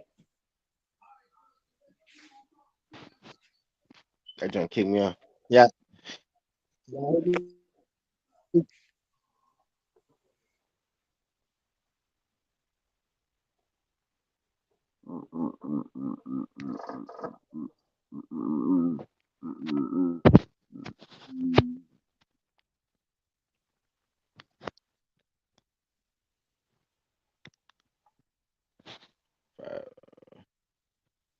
Yo. Nah, them niggas can't hear me. Maybe I can't hear them. me see. Yo, them niggas can't hear me. Can y'all hear me? Yeah, Yo. I can hear you. I can hear you. Okay, y'all back now. Wait, did I freeze up? Nah, you was still talking. I can hear you. Ah, this crazy work. My shit was black. But anyway, uh, hell yeah, cop. Shout out cop. I heard cop. Get it. I appreciate you sliding through this thing. Cop. Cop just gave us a history lesson right there. That's what cop did. Did cop gave us a history lesson. You know what I mean? Well, yeah, pretty much, man. Navarrete pretty much did. He did what I thought it was. He did what I thought he was gonna do. Pretty much, man. He made it look actually easier than I thought he was gonna look. Actually, I was calling it a 50-50 fight beforehand. It won 50-50 though, because Navarrete outboxed him and he beat him up. You know what I mean? Pretty much. So he was better than him all the way around. He was just better than him all the way around. But as far as these niggas go, man, Ryan and Devin and I even Shakur, I'm gonna push Shakur in there too. All these dudes, bro. I ain't. Cop said something. He said this fight probably gonna be later in the year. That's what I'm thinking too, right? Because right now I think it's kind of just Ryan don't know what he gonna do. I think he gonna string this along a little bit. You know what I mean? To make sure that he's straight. You know, if he I tell you this, if it happened faster, then maybe Ryan probably wasn't juicing, right? But if they string that shit along, if he string it along, then they will probably want to. He can't fuck up. He can't pop against Devin again. You know what I mean? He can't do it twice, right? So I Nah, really don't think that's gonna be a problem. if he pop dirty again, he's not gonna get a fight at all. Yeah, it's over with. Nobody gonna want to deal with him. Yeah, and then especially for it to only be against Devin, the same person twice. Now you can't pop against the same nigga twice. You know what I mean? But man, as far as that shit go, I feel like that just actually supposed to been happen, right? Uh, before he lost to Rolly, right? So Rolly beat up Ryan Garcia and he kind of fucked up that fight, bro. But now he got juice again to it make more sense. Uh, my thing was if you wasn't going to fight, if Ryan and Devin wasn't going to fight at 147, then I understood Ryan Garcia going to 140, right? But if you go stay at 140, like you said, man, it wouldn't make sense to bring Shakur up there, right? Because he talking about going back down to 35, right? But I'm thinking he gonna end up selling at 140 as well. Now, right, he may feel a little better right after seeing Gary Russell last fight. I think that has something to do with Shakur staying at 140. He was like, okay, so Gary Russell is hurting me, right? I might have a chance, right? So I think now he a little more comfortable with the 140 up there, right? So I think he actually is gonna sell in at 140 now, right? That's what happened when fighters have, when we expect the guy to knock somebody out. I expected a knockout, not due to Hiroka being slow, but just do the style matchup. But Hiroka really fought that fight on the back foot the whole fucking fight. Right? If you go watch his other fights, that dude be knocking people out. You know what I mean? Hiroka. He be coming forward, knocking motherfuckers out, punching. Man, he fought that whole fight on the back foot against Gary. I wasn't expecting that. You know what I mean? Type deal. So I think that's what threw Gary off a little bit too. Like he like, damn, this nigga normally come for a fight. Because if you remember when they asked Gary at the press conference, he said, "Do you think this gonna be a fight where you get the knockout?" Gary was like, yeah, I think this might be the one. Right? He wasn't talking about I'm a watch dude. He was talking about this dude aggressive too. You know what I'm saying? So somebody go get knocked out. Know what I was thinking. But so yeah, that jump right there looking pretty decent. 140 looking pretty decent right now, especially if you add Shakur Stevenson to that. Nick, he stay there. So yeah, I think he should just stay down there. You know what I mean? But as far as Dev and Ryan Garcia, it feels like the biggest fight in boxing, at least one of them, right? Right. The one we really want, right? So this would be the next best thing. You know what I mean? Pretty much, right? Dev and Ryan. This would be the next best thing, I think, given the history of it. I think this gonna get people there because if you want to see Devin lose, you already got footage, right, of him getting beat up by Ryan, right? So you really go want to see this jump, right, because you think he gonna lose again, right? And then if Ryan beat Devin, right, that'll be like his crowning moment, right? He'll get the revenge, he'll get to avenge, not revenge, right? He'll get to avenge, the bad taste, the bad look with the PED things. He can be like, see, I told y'all, it went whatever it was, right? But if he lose, now we still want to see him fight a third time, right? For sure. Like they if Devin win, I won't see them. I want them if they fight again a third time, right? You know what I mean? But if Ryan lose, then it's you was never, you was never, you ain't beat him the first time, you know what I mean? Type deal. So it's a lot of good shit, it's a lot of stories in it, a lot of backstories, a lot of history with them too. So it very well may be the biggest fight in boxing. I think right now with it, like with the hotness of it right now, it probably is right at this moment. But I honestly feel like people following, like Shakur felt like the hottest thing at first, then it was Ryan and Shakur. Now Devin and Ryan then crept his way back into the fold, right? You know what I mean? So I feel like, man, we gotta go ahead and get this shit out the way because we were supposed to get this shit out the way before he lost to Rolling. That's why I keep bringing that up. So let's just go and get this shit out the way now. You know what I mean? Let's just go and get this shit. Go and get this shit rolling. So if it's gonna happen, I want it to happen. I want them that they don't even necessarily gotta sign that motherfucker right now, right? Because I just feel like Ryan not gonna sign it right now. I got my reason, right? Y'all go look at my video. I said years ago, way before Ryan got caught, what I thought about Ryan and PEDs, right? So y'all really can't tell me a motherfucking thing when it comes to that, because I know my eyes tell me. I know how body shape, body frames, but if you know what to look for, you kind of know. You kind of know. You kind of know. You know what I mean? But that was years ago, right? It's still live, like it's still on wax. Ryan got caught 2 years ago. I made that video about 6 years ago, 5 years ago. You know what I mean? But told you I thought the boy was juicy. You know, when you right, they quiet. When you wrong, they loud. You know what I mean? But that's way before he fought Devin, so you can't even tie that to no Devin shit. You know what I mean? But so that's the fight, bro. That's the fight. I mean, that's the fight. That's the one. What I hope ain't happening is though, right? They get to doing all this shit, and then they end up fighting some scrubs. You know what I mean? That's what I hope don't end up happening. Like, they do all this, and then Ryan end up fighting motherfucking, who knows, Josh Taylor or some shit.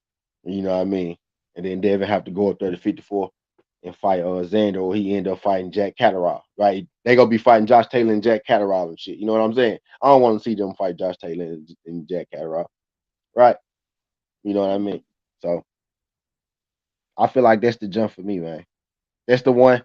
That's the one I feel like the people want to see. You either want to see Devin lose, and I feel like the boxing world want to crown Ryan anyway, because Ryan kind of is the golden boy. Cop brought up Oscar De La Hoya and whatnot. When he was boxing, Oscar De La Hoya was the golden boy. I ain't gonna argue with my OG, man. But Oscar De La Hoya, was the golden boy. I feel like they want to make Ryan the new golden boy. And he just happened to be signed to golden boy, right? At least for this next fight. So I think this next fight actually is gonna be something big, because Oscar ain't finna send him out the door with the possibility of him not signing back without, cashing in on something big. So I do think he gonna make some big fights, because I remember that's what the problem was with. That's why I kind of feel like, I ain't gonna say I know, but that's why I feel like Virgil on that bullshit with Oscar, right? Because I remember why Oscar was beefing with these people back in the day. Some people forget why Oscar was actually beefing with these people. I remember why Oscar was beefing with these people. Y'all remember why Oscar was beefing with Canelo and Ryan Garcia? Because Oscar wanted their ass to fight somebody that they didn't want to fight. That's the only time Oscar ever gonna be. He let them folks fight whoever they want to fight up until them last couple of fights in their contract. And he's like, all right, now it's time to deliver. You know what I mean? It's time that you got to pay the pipe. I gotta deliver these fights. You think Oscar ain't telling folks, yeah, we go get that Boots fight made? You think Oscar ain't telling folks back then, man, we go get that Tank fight made? Right? He actually didn't want him to fight Tank at that time, but he promised him a big fight. He wasn't expecting it to be Tank, but he let Ryan fight Tank. Ryan did want to fight Tank, so I give Ryan that, right? I give Ryan that one. You know what I mean? But Oscar put these dudes in big fights. Oscar was gonna put Virgil in a fucking big fight, right? And then Virgil pulled the well, I want more money for it. But you nigga, you the deal you had, I know this, I know this, I know this, I know this for a fact. You was gonna get, they promised you, the people you was working with promised you 10 to 20. Oscar them got you 16 million. So, bruh, what's the difference? What's the difference, bruh? Oh, I got the possibility to get 4 more million. I feel you, but you was guaranteed 16. So if you was gonna get 10 to 20 with your deal and Oscar had you 16, bro, take the 16. Like that what you wanted pretty much, right? That's 10 to 20 million sound like to me.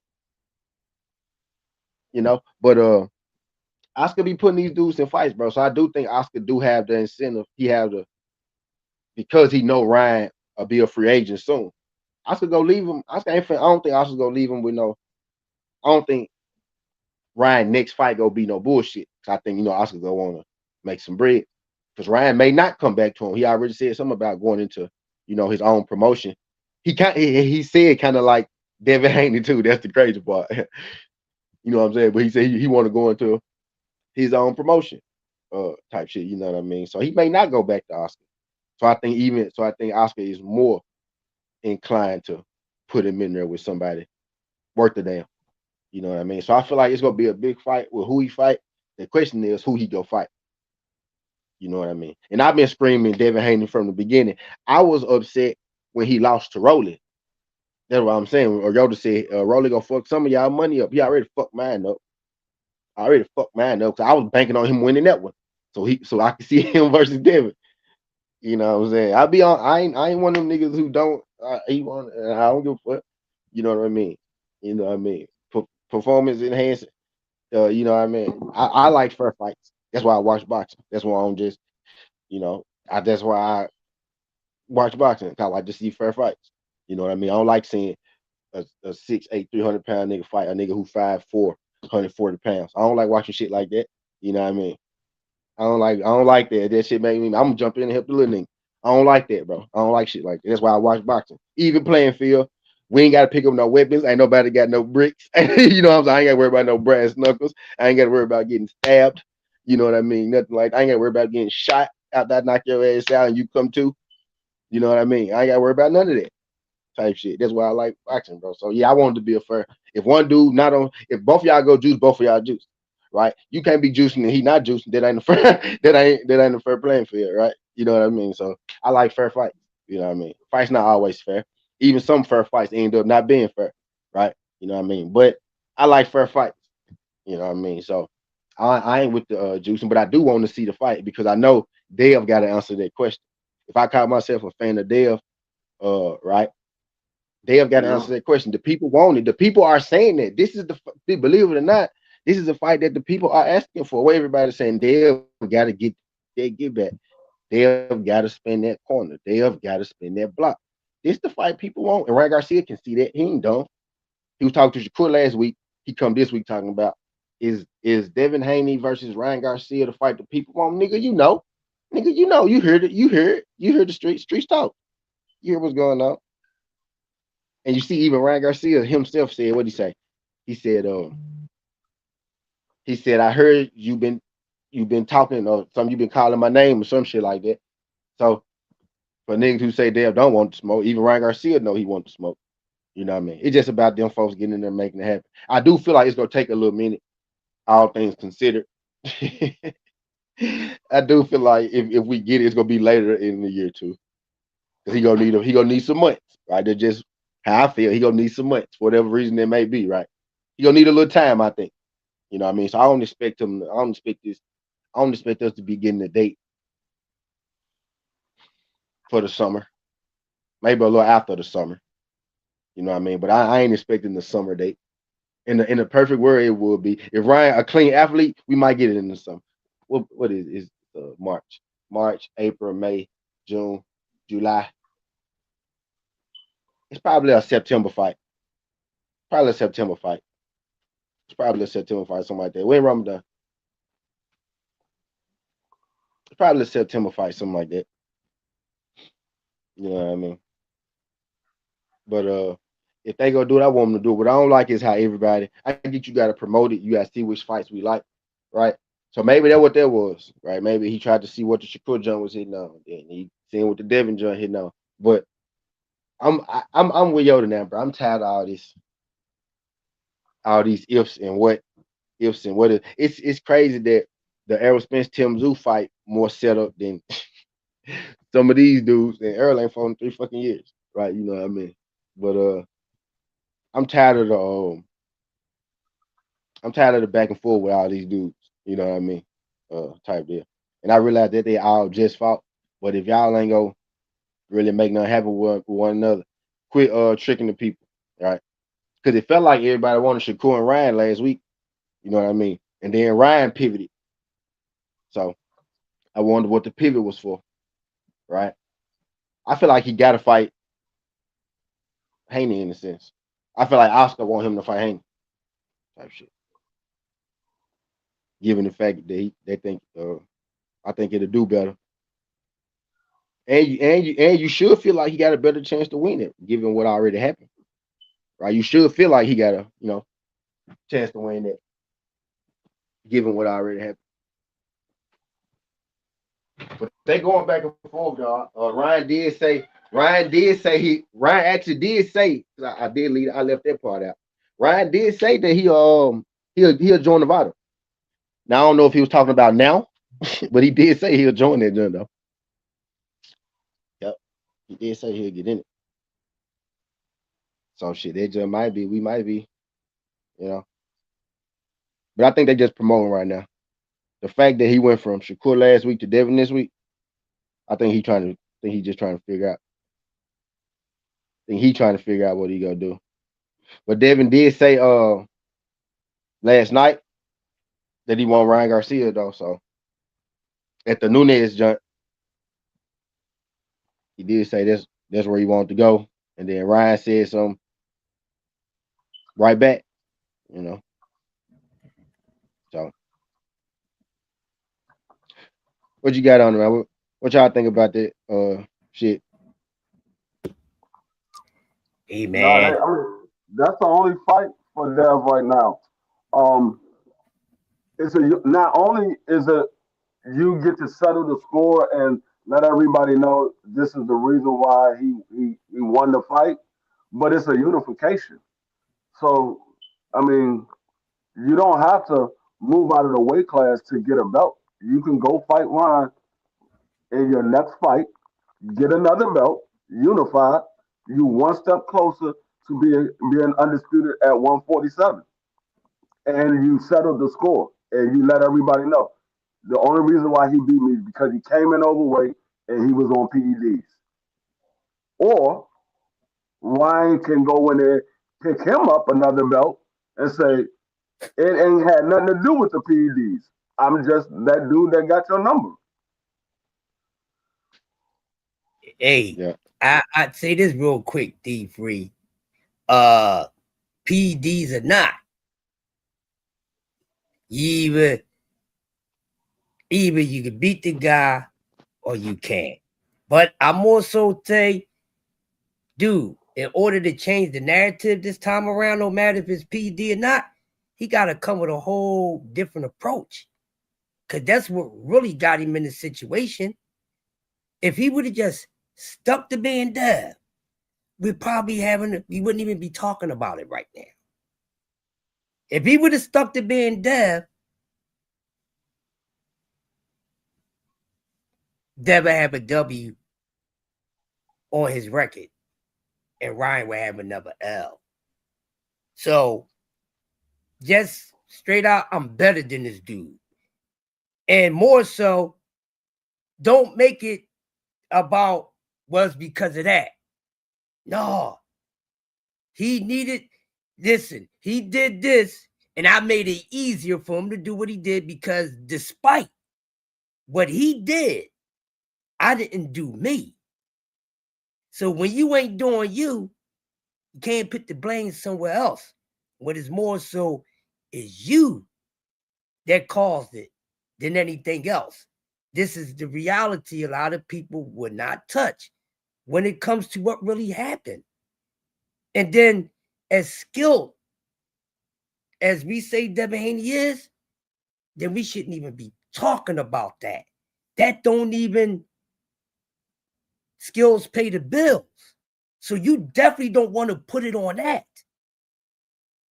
when you know you wasn't who you supposed to be.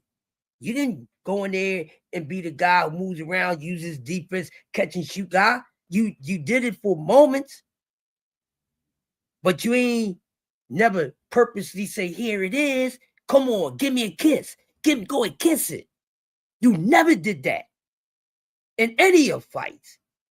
Even with guys that you knew that you had a size advantage of. You never did that. So to go totally against what you normally do, you picked the wrong night to do it. You picked the wrong night to do it. And it's never a right night to do the opposite of what you normally does that got you in the position that you are in.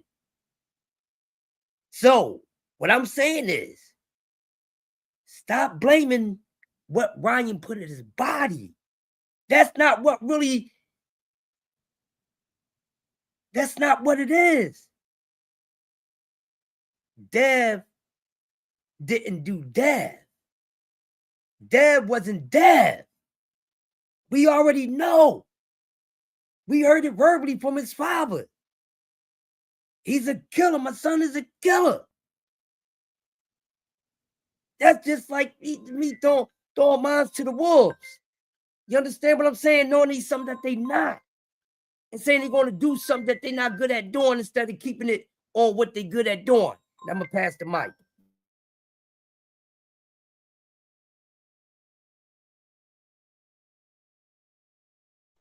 Yeah, I agree. I agree. I think the people that don't want to see this Ryan and Devin fight are the people that are scared that either Ryan is going to lose or Devin is going to lose.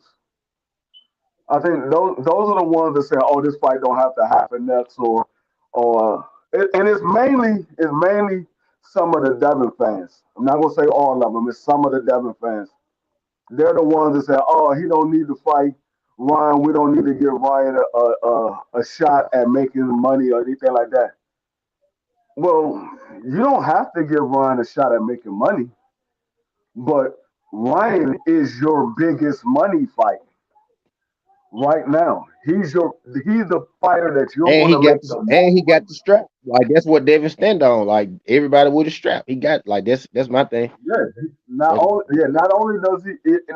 is he the biggest money fight for you right now, he has a belt. If you wants to be undisputed at 47, you have to fight Ryan, or you have to hope somebody take the belt from Ryan. Well, why not you just go in there and settle the score yourself? You don't have to different, right? worry about Different somebody at else this point. going to do I think at this point, different. I think that Devin has to fight Ryan Garcia because that's what everybody keep talking about. That's the thing that everybody. That's always the. I don't even want to call it the elephant in the room because the elephant in the room don't get talked about, right? it. Well, Everybody talk about this. That's the topic of conversation, really, right? You know, when the only thing really on, and this is just anything, right? If like basketball, if they say, "Oh, you can't shoot," what you do? You go to the gym, you work on your jump shot. You know what I mean? They say, "Oh, well, he can't go left." What you do? You go to the gym, you work on your left hand, right? So if you Devin, what people say? Well, Ryan Garcia, he took steroids, but he did beat you up that night. So you got to fight him. Like whatever the narrative is, you work on it, you make it better. In your sport, it's fight. Hey, So if you and go just fight like the guy, you put the narrative to bed. You know what I mean? If yeah, you know what I mean, you could almost bro, you could walk around like you beat King Kong, you go in here and beat Ryan Garcia right now, the way everybody love him right now. You know what I mean? On top of the fact with the backstory, I'm just talking about business right now. Business, you beat Ryan Garcia right now, my boy. You number one. That's why Devin didn't want that fight so bad. And even if he is, you feel like he number one or not. The way they go push Ryan to the moon. You know what I mean? That clout for beating him right now, even though Rolly just did it one fight ago, right? But the clout you'll get for beating him right now, because people only that You only as good as your last fight, unless you Devin Haney, then you as good as Ryan Garcia fight, right? So that's why you got to put an end to that. You know what I mean? But And I digress. if he doesn't fight, if this fight doesn't happen between Ryan and Devin, if they never make this fight happen, this is going to go down as the next Lennox Lewis versus Big Daddy Bo. It's going to be the next Lennox Lewis versus Big Daddy Bo. A fight that should have happened and they never made it happen.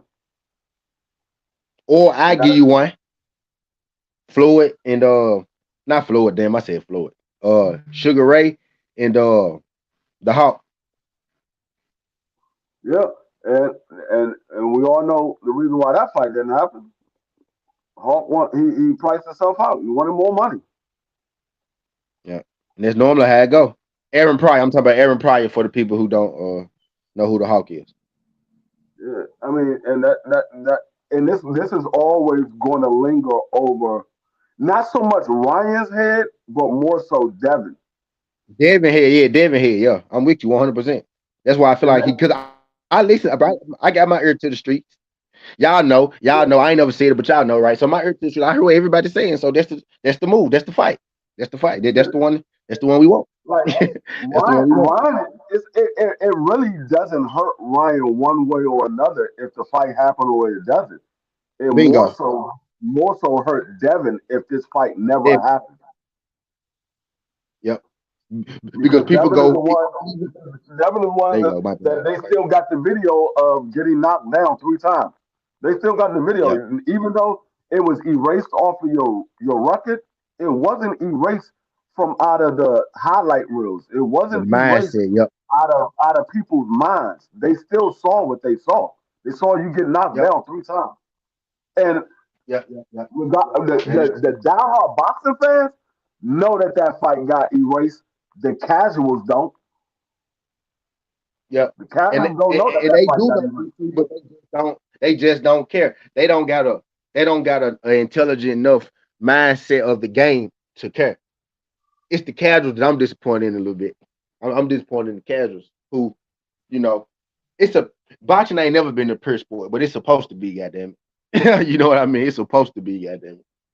You know, we at least can we halfway make the shit pure, right? The business of it is already one thing.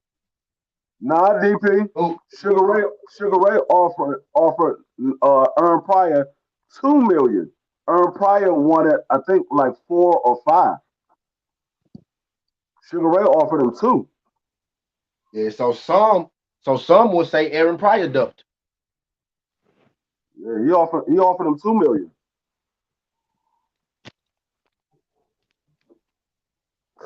Yeah, the Hawks. So But sometimes never, but now they gotta run it though. They gotta run that John though. They do. At this point, I don't know about the biggest fight in boxing, right? But I would say this, man, it's the most toxic conversation in boxing right now. Haney versus Ryan Garcia. It's toxic like Earl and Bud used to be. You know what I'm saying? I ain't calling it Earl and Bud because those are domestic violence between us, right? But it's it's dividing groups right now, right? Type shit. Ryan and Devin. It's dividing group. What's good? Jack he's at Florida, whatever, ran it back. ASAP. Yeah, they were supposed to run it back. That's the thing. Like, don't I be getting that, Jay Gibb? Like, people remember what they want to remember. You know what I mean? They remember what they want to remember. Like, they literally were supposed to. Devin had already agreed to fight Ryan again. And, like, Devin pulled out, right? For whatever reason. Well, I know what the reason was. Ryan lost. And it's not a biggest fight then right there. He looked like shit. Devin would have swept his ass up. You know what I mean? Devin gonna sweep his ass up this time, believe it or not. He just looked better coming off being Mario Barrios. But I digress. You know what I mean? But it like that's the thing I be killing me. Like sometimes we forget that he already agreed to fight dude before. You know what I mean? And then he didn't fuck it up. Right.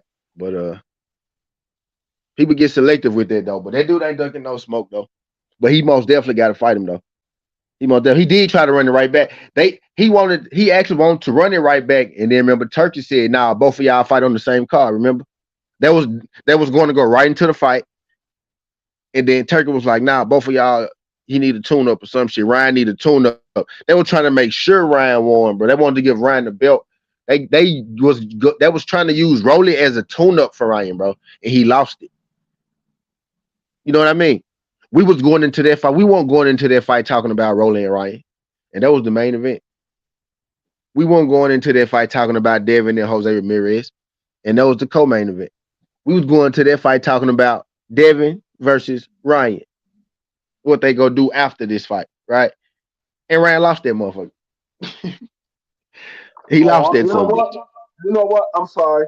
DP was right, but it wasn't 700,000.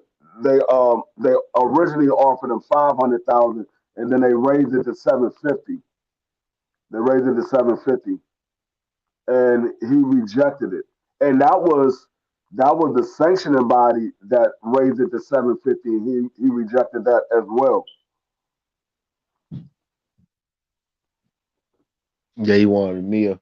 I don't blame him, man. A million at that time probably was like what? Now will be what now? Like 20 million maybe?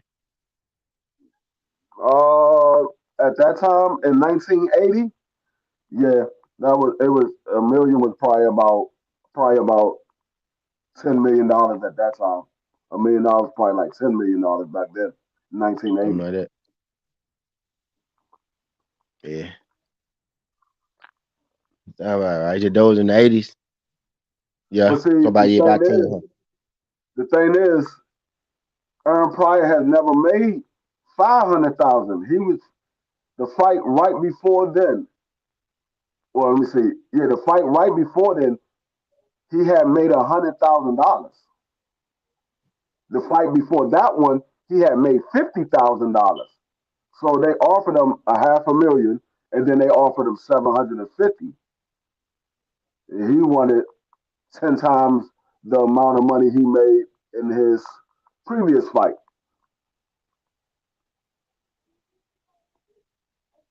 I mean, he ended up Yeah. getting it for a unification at the welterweight champion.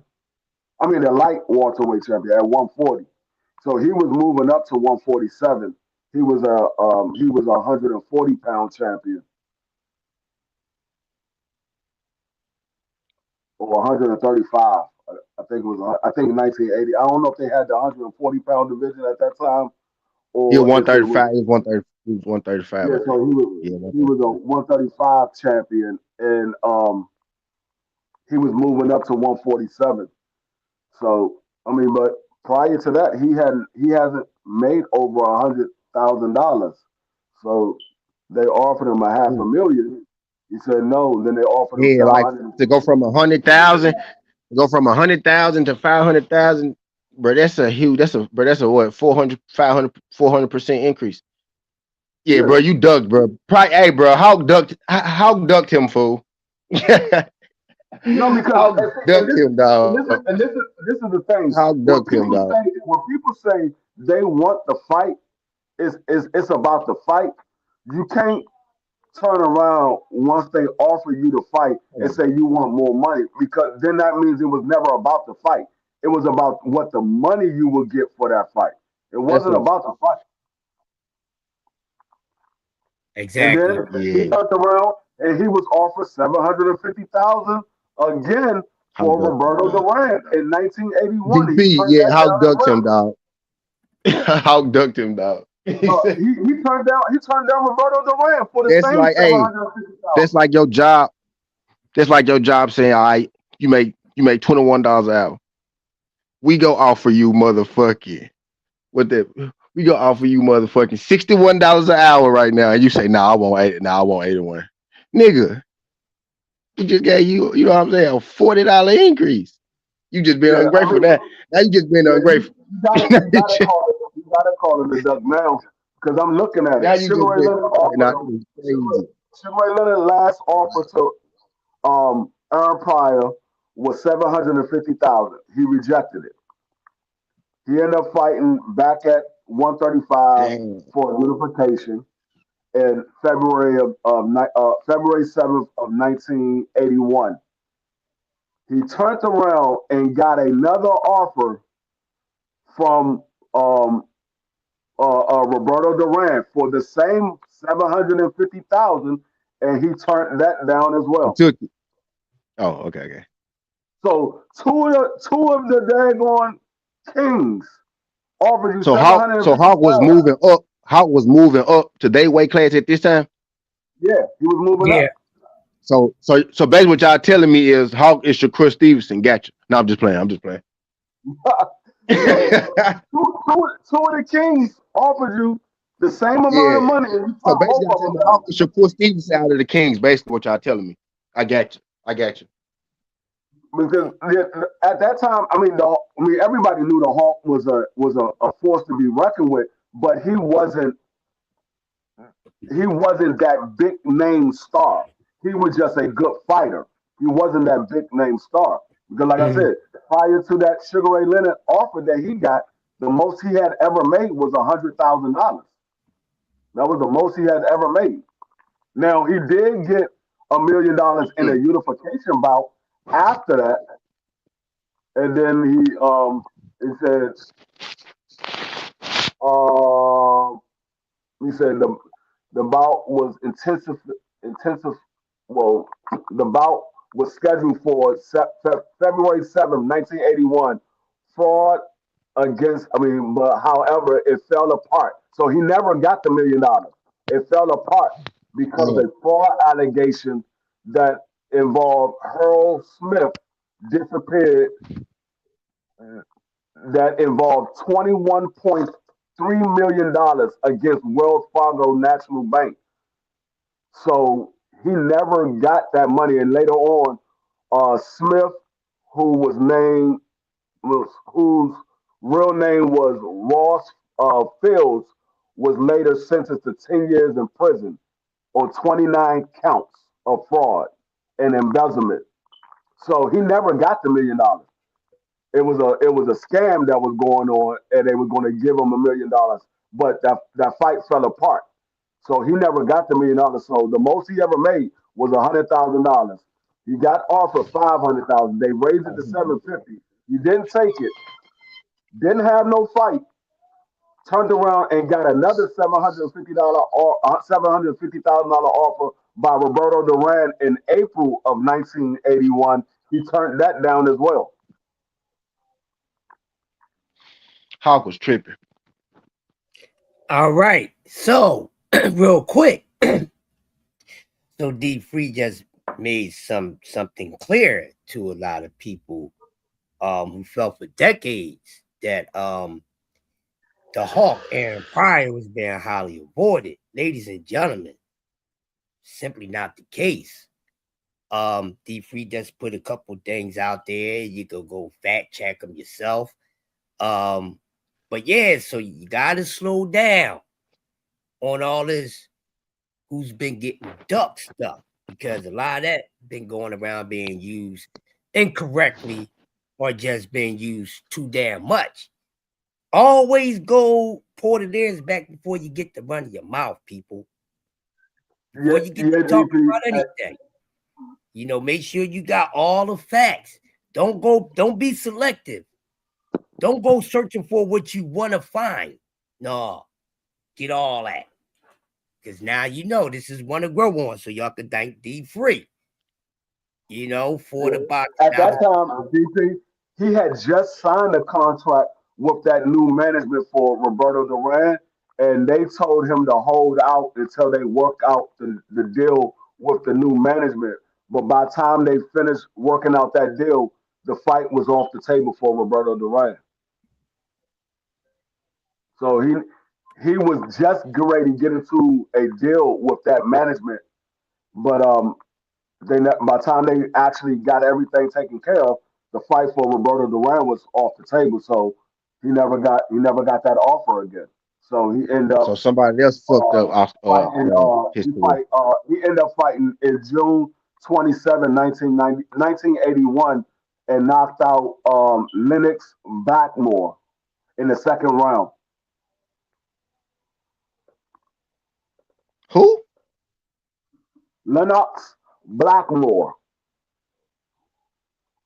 That's when he fought June The 27th, gym 1981. teacher. He knocked him out in the second round. The gym teacher sound like a gym teacher.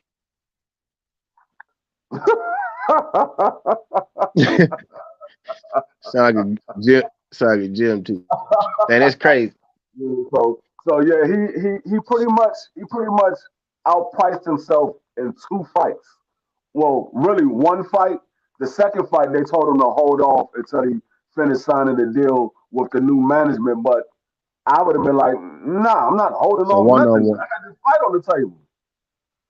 one on one, his fault, I basically. already missed out on $650,000 because I was being greedy. I'm not gonna miss out on another $650,000.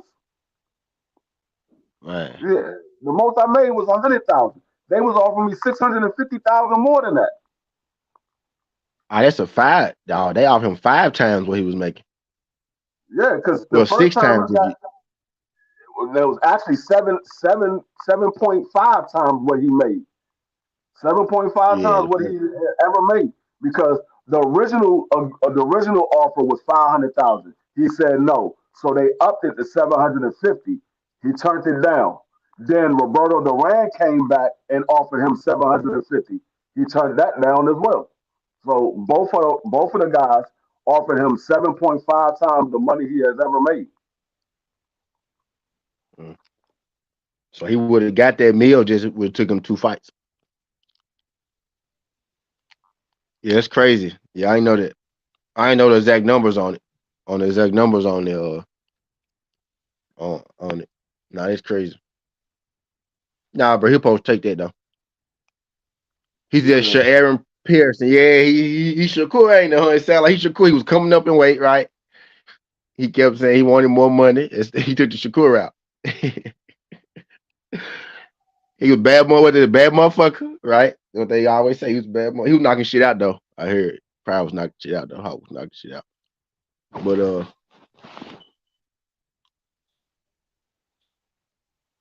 Oh, and yeah, so they end up man, coming back. They end yeah. up coming I mean, I back always in the thought Sugar was fall. better, but They it's end up crazy when you coming back know. in the fall of 1982, and Aaron Pryor end up signing for 750,000 for the undisputed welterweight title against Sugar Ray Leonard. But Sugar Ray Leonard had a title defense first against Roger Stafford in Buffalo, New York, May 14th, 1982. That Sunday before the bout, Pryor was driving in Buffalo from Cincinnati home to taunt Leonard and hype up their planned bout. Pryor heard on his car radio the news that Sugar Ray Leonard had sustained a detached retina in his left eye and the fight was off. So they did end up Yeah, I do. signing it. He ended up signing for the 750, but then Sugar Ray Leonard had his title defense and he ended up getting a torn detached retina. Yeah, I And remember the that. fight ended up getting taken off.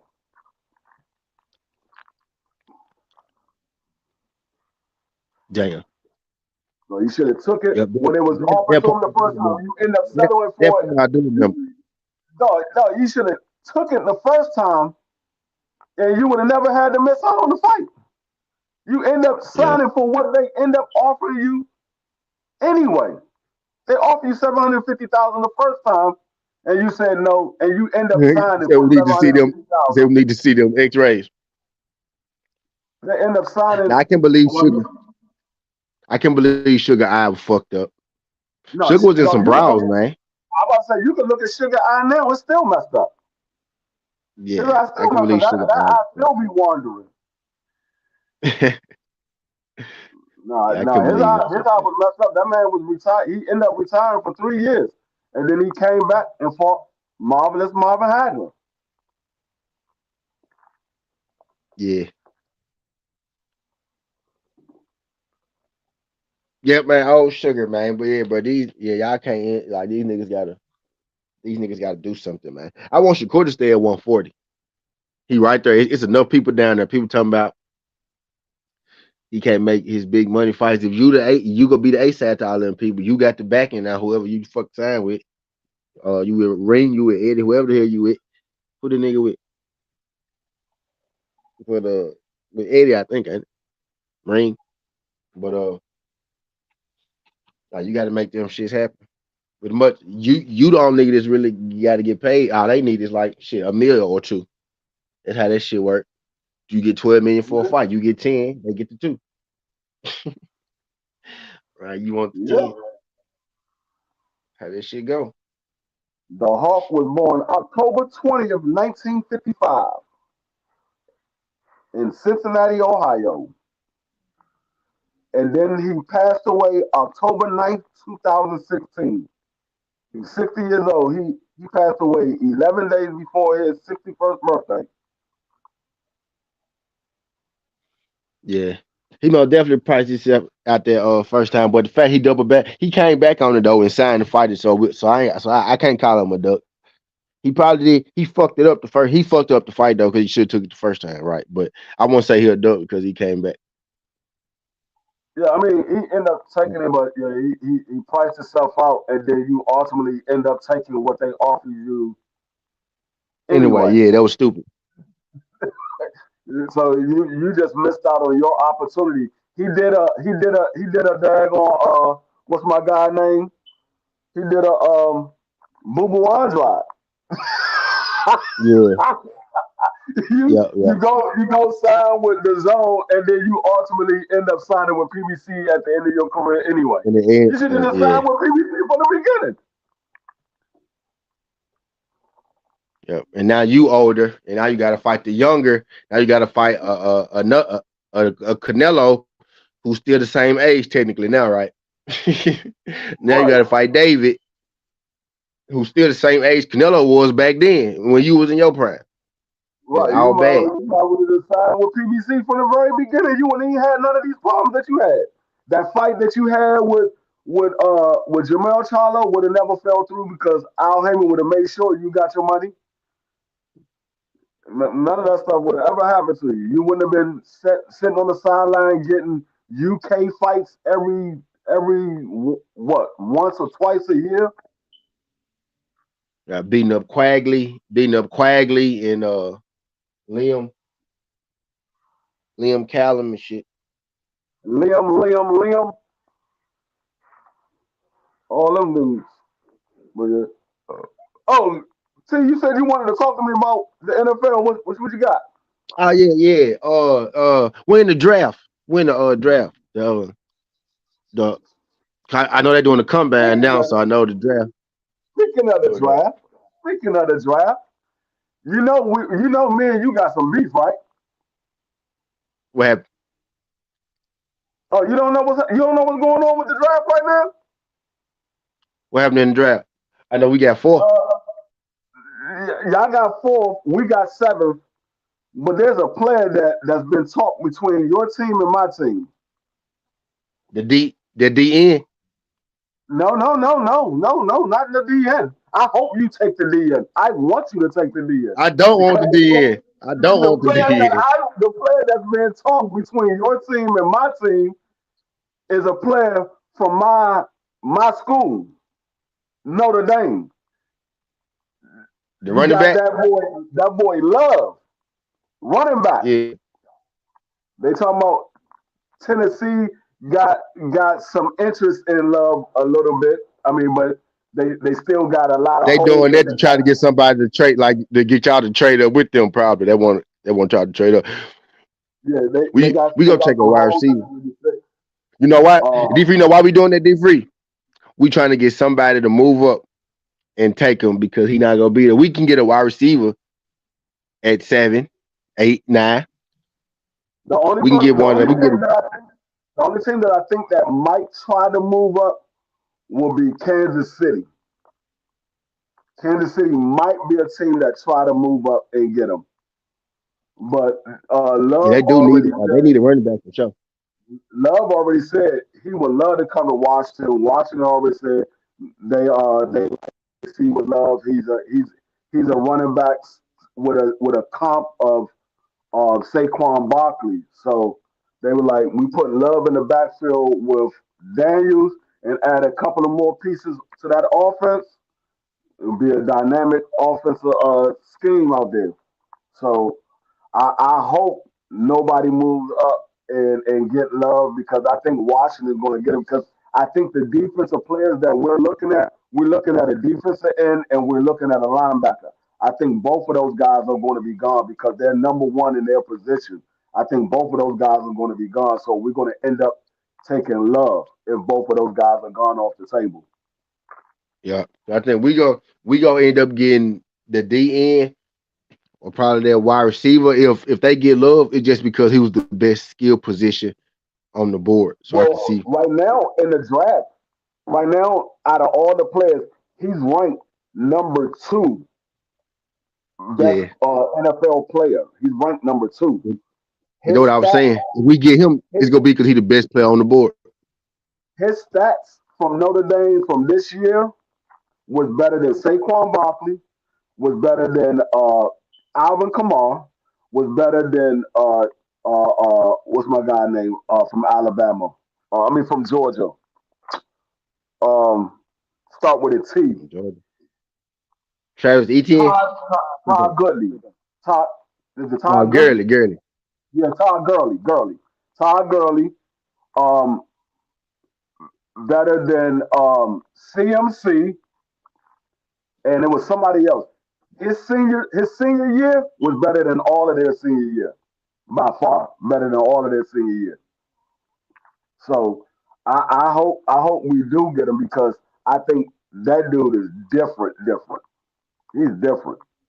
And I was telling everybody when we was playing in the bowl, I said, no, Notre Dame going to win. They can't stop those 2 running backs.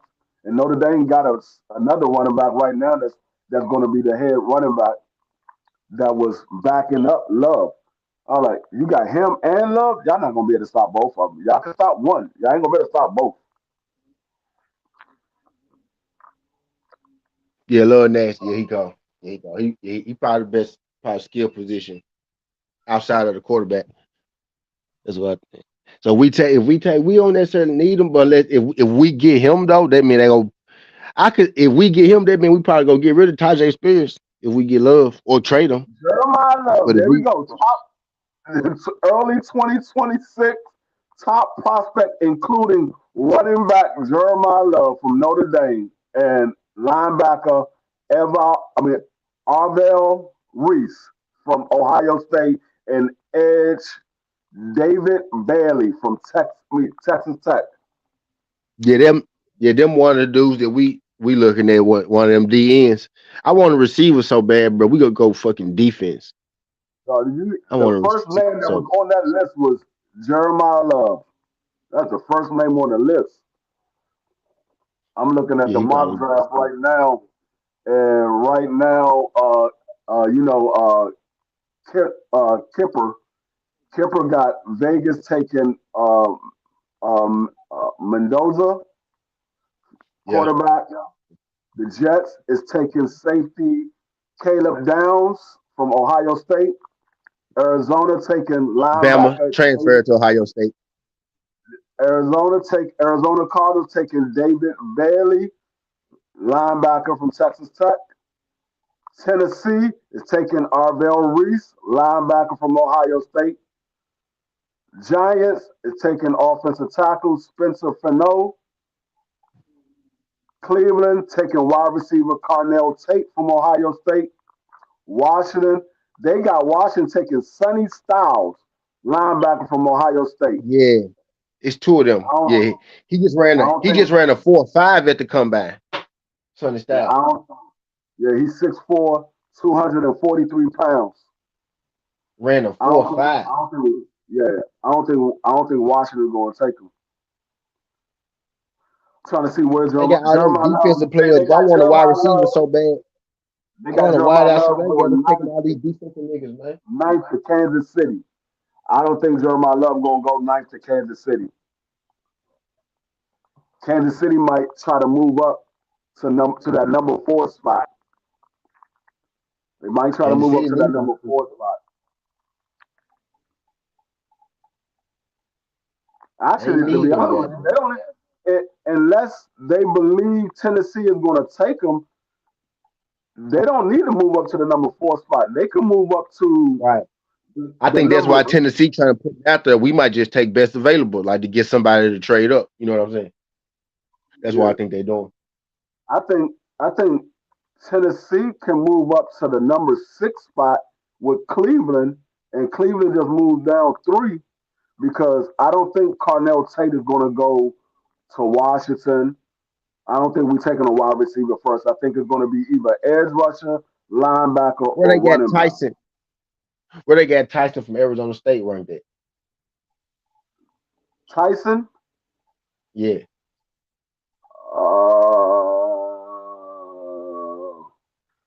Tyson is going to Baltimore. What number? They got this is what Kipper got. I mean, this is his mock draft. He got Tyson going to Baltimore at number 14. That's who I want. They got him going 14. He must have ran the band 40 or something. I'm about to go to the combine now and see because I'll pull up the combine. I just pulled up I went to the 40 to see who already. He probably didn't run. Wow, here go the 40-yard dash results. That's the first thing that pulled up. Yeah.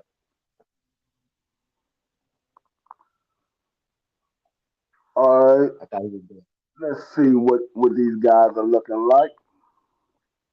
Bryce Lane ran a 4.3. I'm about to get this new computer. So Burke. All right, the fastest time wide receiver from Mississippi State, Brenton Thompson, 4.26. Lorenzo Styles from Ohio State, 4.27. Xavier Thomas from LSU, 4.28.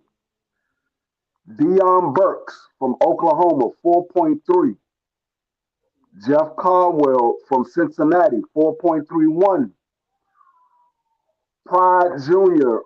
from Missouri, 4.32. Robert Spears Jr., 4.32. And who you said you wanted? Tyson. Hey, run, huh? And I don't see him on here. Unless he ran a 4.5, he ain't on here. He must then run a 40.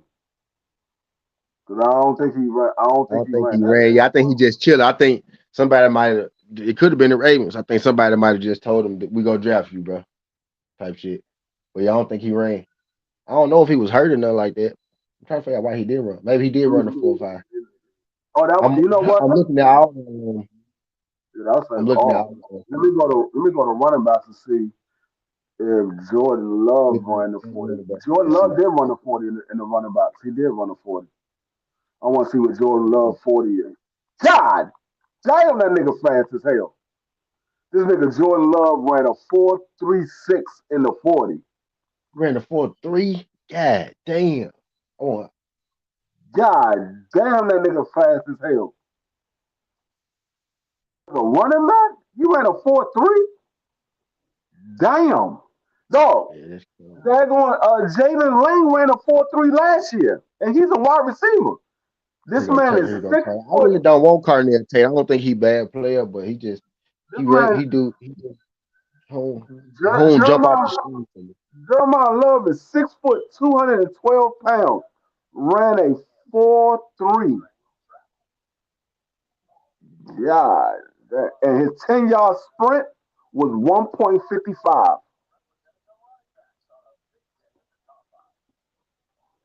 His 10-yard sprint was a 1.55.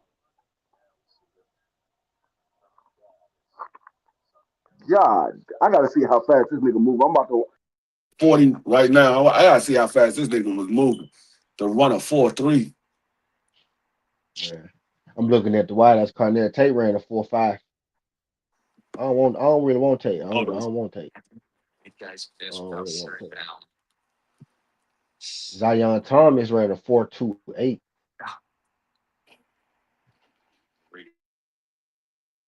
from LSU. Thomas. Yeah, damn. His first unofficial time was 4.37. That was his first unofficial time was 4.37. Brandon Thomas. His second Yeah, unofficial this that. time was 4.36. No, and his father, he ran a 4.37. His father was shaking his head like, nah, that was slow. That was slow. My son ain't that damn slow. Yeah, Brandon Yeah, Thomas from Mississippi State. I know who that is, D. I'm looking at the 40 time. I know who that is, Mississippi State. Yeah, that's that fast nigga, that short fast nigga. Brandon Thomas. He's small as hell. I know exactly who that is. Yeah, from Mississippi State. Yeah, he fast. He don't run shit but 6 routes. They yeah, ran that 14 that wide nigga receiver. fast as hell, bro. Yeah. Yeah, some wideouts in this. I don't think we don't. Okay, I see what they did. We don't necessarily got to reach on the wideout because there's so many of them. Yeah, I remember. Who was the fastest linebacker? The fastest linebacker is who they say Washington is supposed to be getting, Sonny Styles. Well, who Kipper said Washington was supposed to be getting. His fastest Right. 40 time was 4.46. He's the fastest linebacker. 4.46. That's still fast for a linebacker. I'm gonna see what is his weight because he's point ten point 10 off of what Jeremiah Love did. He's 6'5", 244 pounds, and he ran a 4.46. His 10-yard split was 1.56, right there with Jeremiah Love. His vertical jump was a 43.5. His broad jump was 11.2. His 3-cone drill was 7.09. His 20-yard shuttle was a 4.6. I'm sorry, 4.26. His 20-yard shuttle was a 4.26. His overall score so far, he still got the bench press to do, but his overall score so far was a 94. First out of all linebackers in the NFL Combine. Yeah, I know it is. I mean, I wouldn't mind getting him. I prefer Jeremiah Love, but I wouldn't mind getting him because I think Oh, damn. only why I prefer Jeremiah Love because Jeremiah Love is a generational talent. I think we could pick up another good linebacker. I think we can get a good linebacker in the free agency, so we won't need to get Sonny Styles. I think we can get a decent veteran linebacker in free agency. That way, we could go get Jeremiah Love because Tyson Jeremiah didn't Love. run. Yeah, Tyson didn't run, D. That's what it was. That's why he's slipping. He ain't run. He didn't run.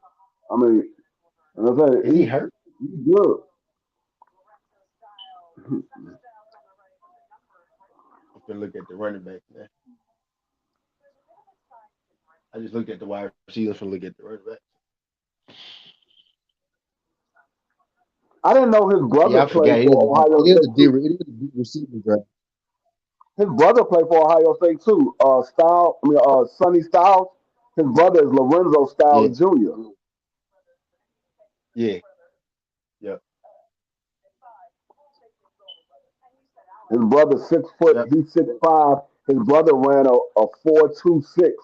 He ran a 4.46. yeah. Them niggas just fast because his brother got the Uh, fastest He got the fastest time in the combine in the the 40 first yard running dash. back, the first running back came out the gate ran a 4.38. Damon Claiborne from Wake Forest.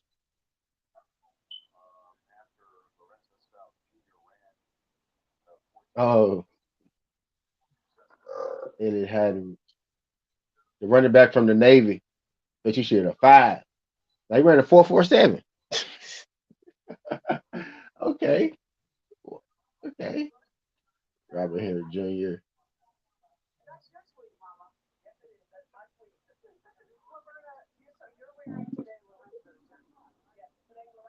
4'5". Yeah, you just. I don't know why I'm surprised. All these niggas fast. All these niggas. He big as hell. He ran a 4.55. All these dudes gonna run down there 4.5, 4.5, 4.4 height.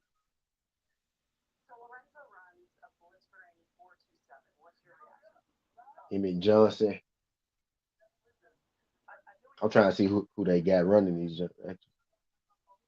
Nebraska running back. He ran a 4.6.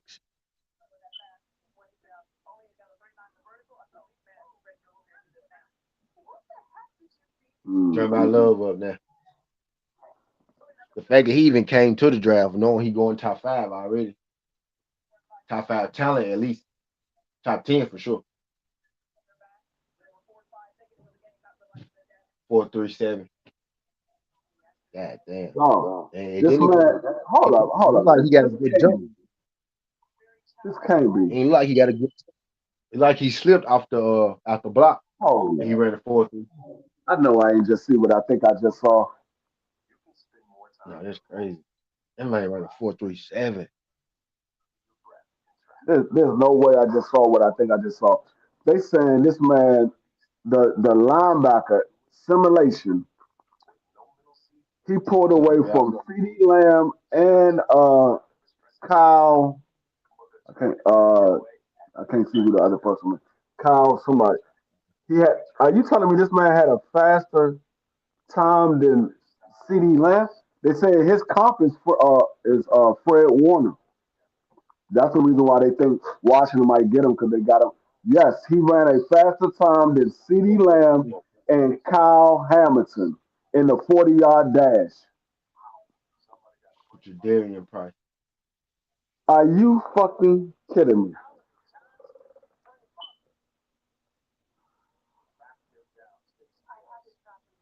They said because CeeDee Lamb ran a 4.5 in the 40-yard dash. He ran a 4.46. Yeah. Some people just can't run. Just can't, can't run the 40. You know what I mean? Because there's really some track, like that's some track shit. You know what I mean? That ain't necessarily football shit. Your 40 is like some track shit. That's why a lot of times the guys who run track do better in the 40-yard dash. It's And I wouldn't be mad with neither one of them. I prefer Jeremiah Love. I got a little bit of bias towards Jeremiah Love. You from Notre Dame. I would love to have Jeremiah Love on the team. Not only would I be rooting for Jeremiah Love because he with Washington, but he's a former Notre Dame. Claiborne from Wake Forest ran a 4.32. He ran a 4.38 and a 4.37. And of course, Coach Joe would love to have Sonny Styles on Washington from Ohio State. Yeah.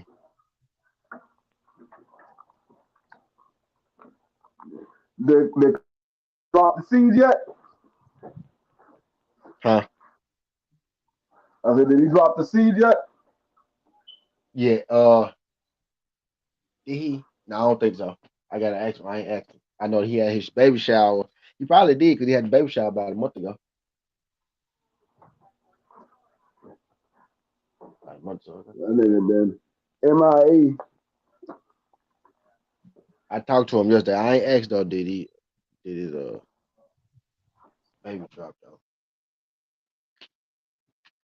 I want to say yeah though. I feel like he did tell me. I feel like she did drop. They didn't have none of the quarterbacks. None of the quarterbacks run, but the fast court. But I guess the dude threat guy.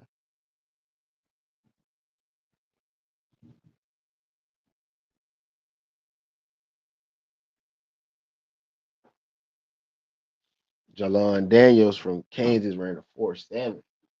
That's for him to be faster than that. His stride fucked up.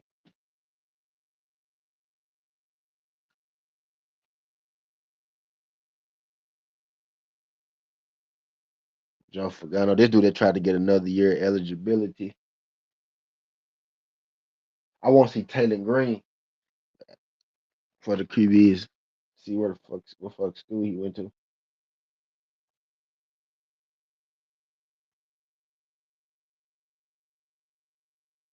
I need to make some finna put some shit in for today. That's what I need to do. I go to the 3. I'm at 2:39. I go 20 more minutes. Arkansas. Taylor Green from Arkansas. Okay. Ah, he is nice though. He nice. Yeah, okay. Yeah, he gonna sneak into somebody's team. 6'5", then there's 6'6". Yeah, somebody gonna pick him up. Had the highest vertical jump for any quarterback since 2003.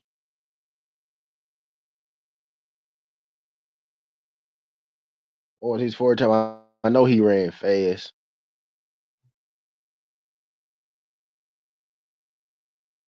Bro, he ran a 4.3, bro. A 4.37 at quarterback. 6'5", 227 pounds.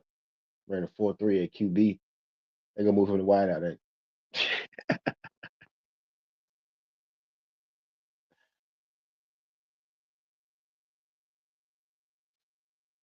Bro, this nigga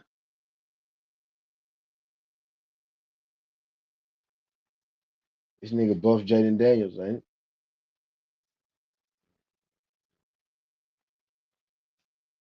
Haynes King, 4.47.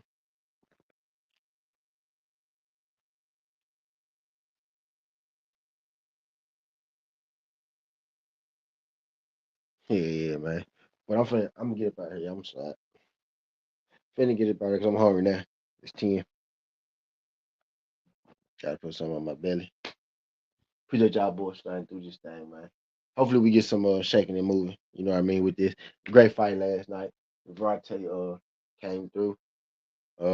Melon Vargas. He a real fight. He earned my respect for sure.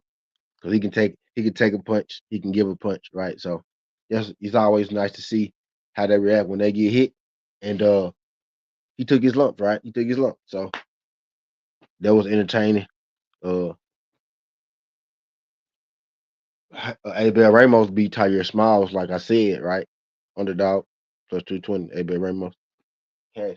But I digress, man. I appreciate y'all for shining through. Skin Hardway 17. This ain't the past. This ain't the future. It's the present. That's how we rocking. And I'm out. Love.